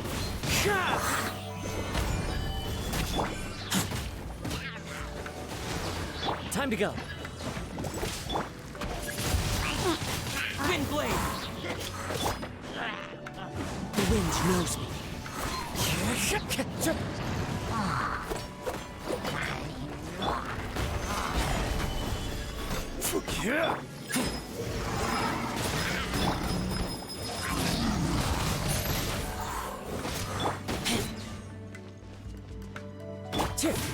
Into the wind. Gather.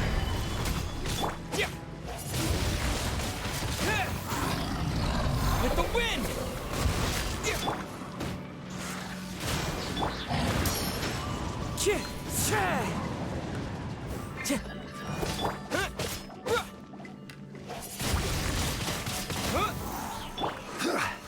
Stabilize. The wind knows me.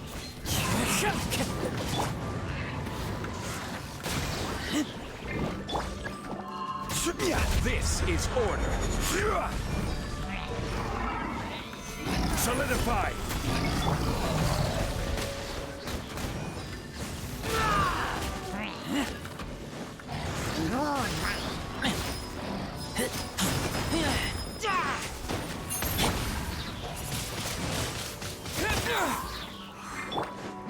Into the wind.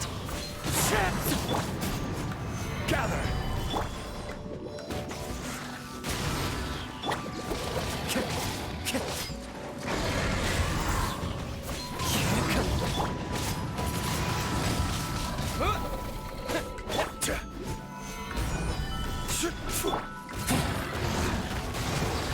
Time to go.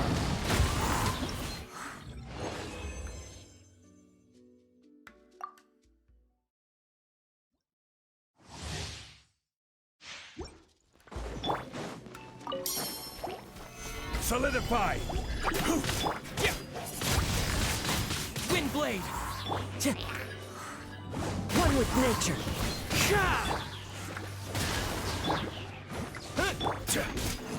Stabilize!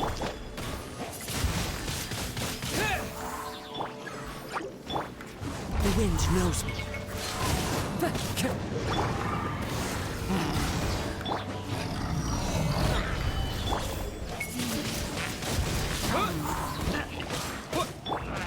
One with nature.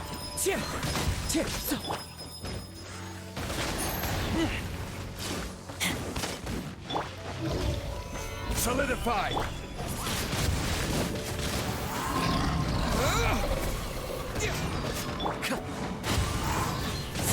Clouds high. The birds call. I will have order.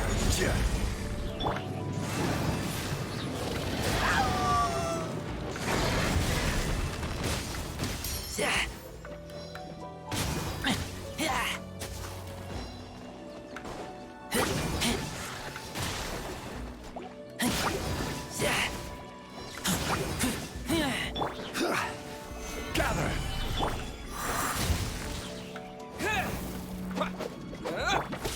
Into the wind.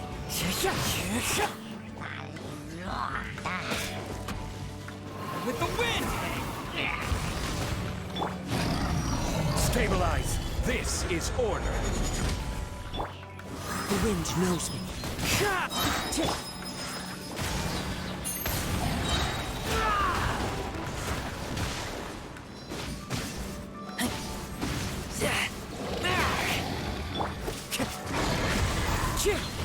Fallen leaves, adorn my night! Wind blade!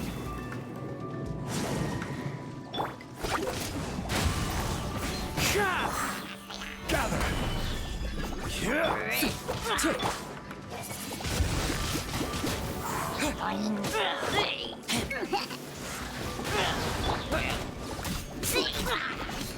Stabilize! One with nature! I will have order!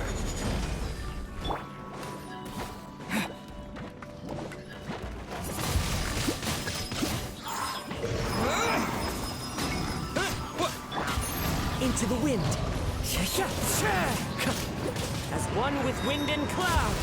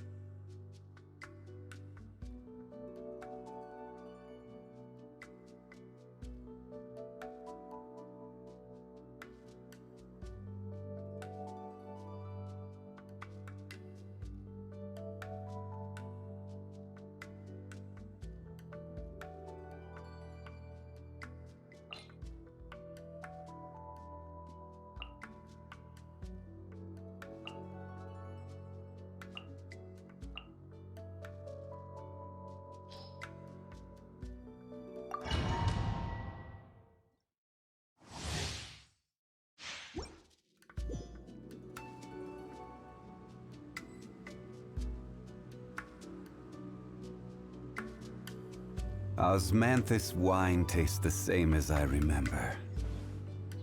But where are those who share?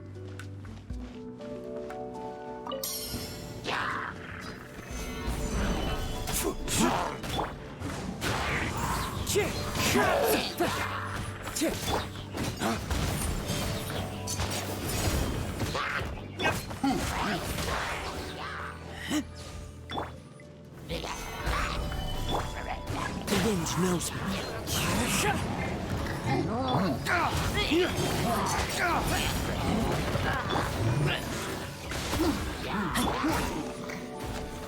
Solidify! Into the wind!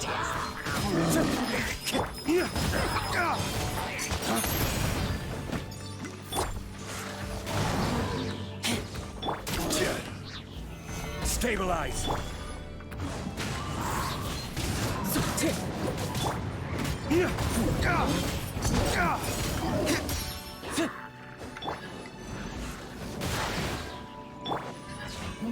Gather! One with nature!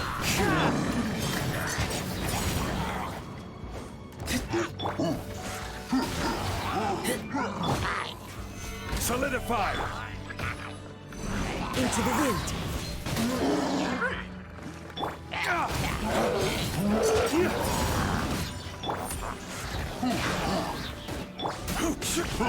Stabilize! Time to go! One with nature!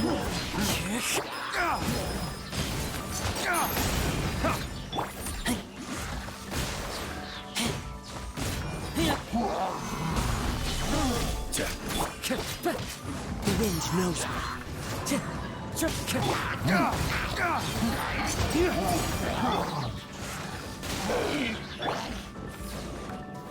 Gather! Into the wind!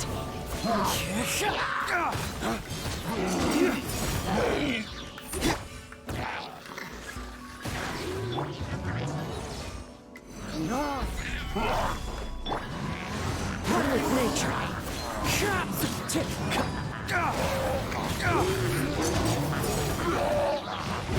Waste to the wicked!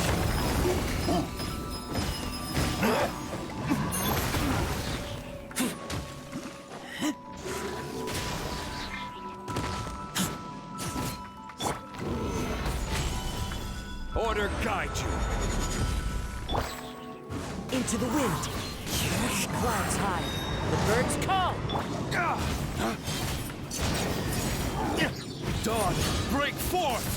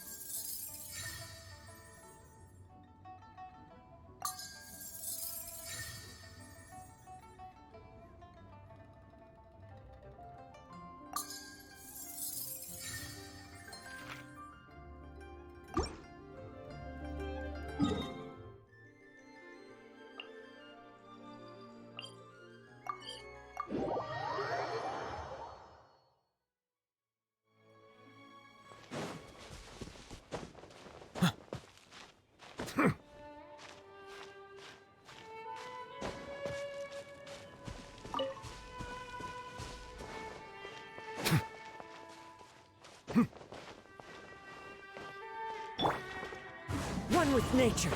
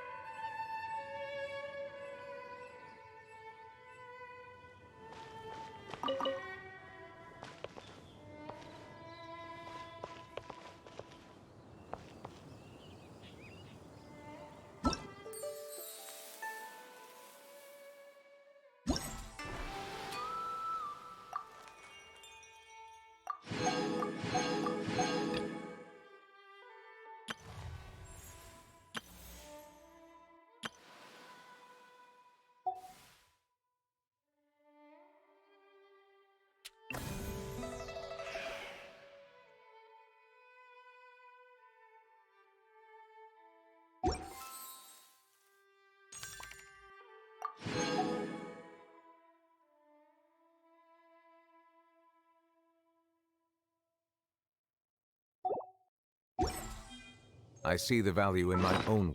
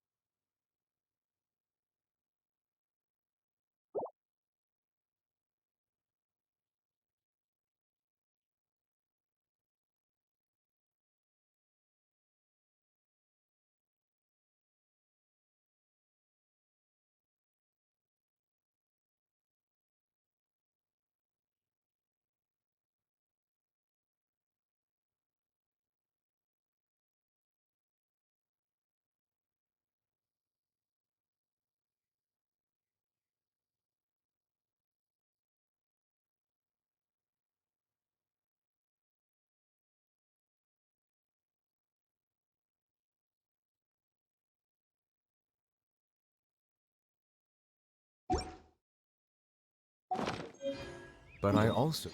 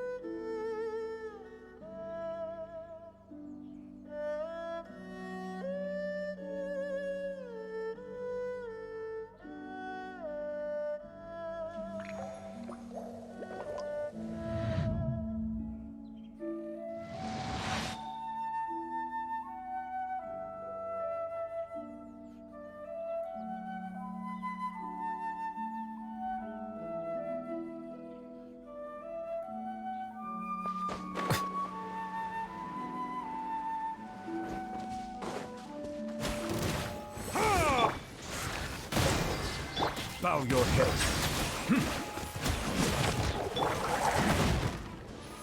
Solidify!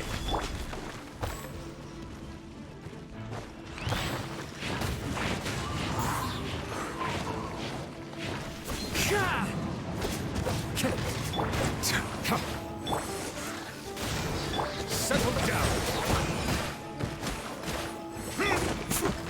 Gather!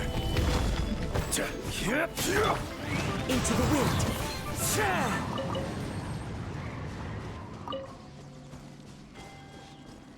Time to go.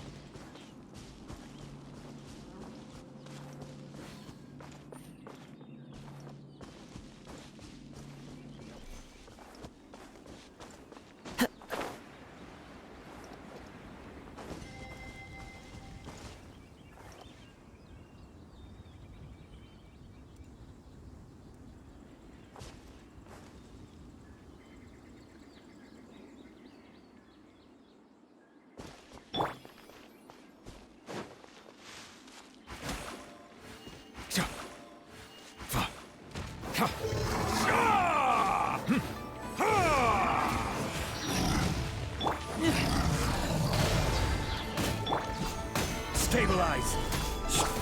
Bow your head.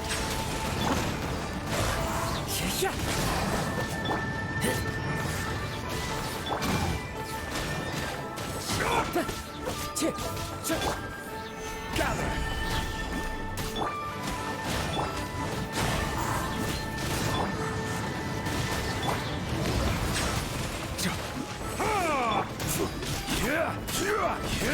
Stabilize! The wind knows me.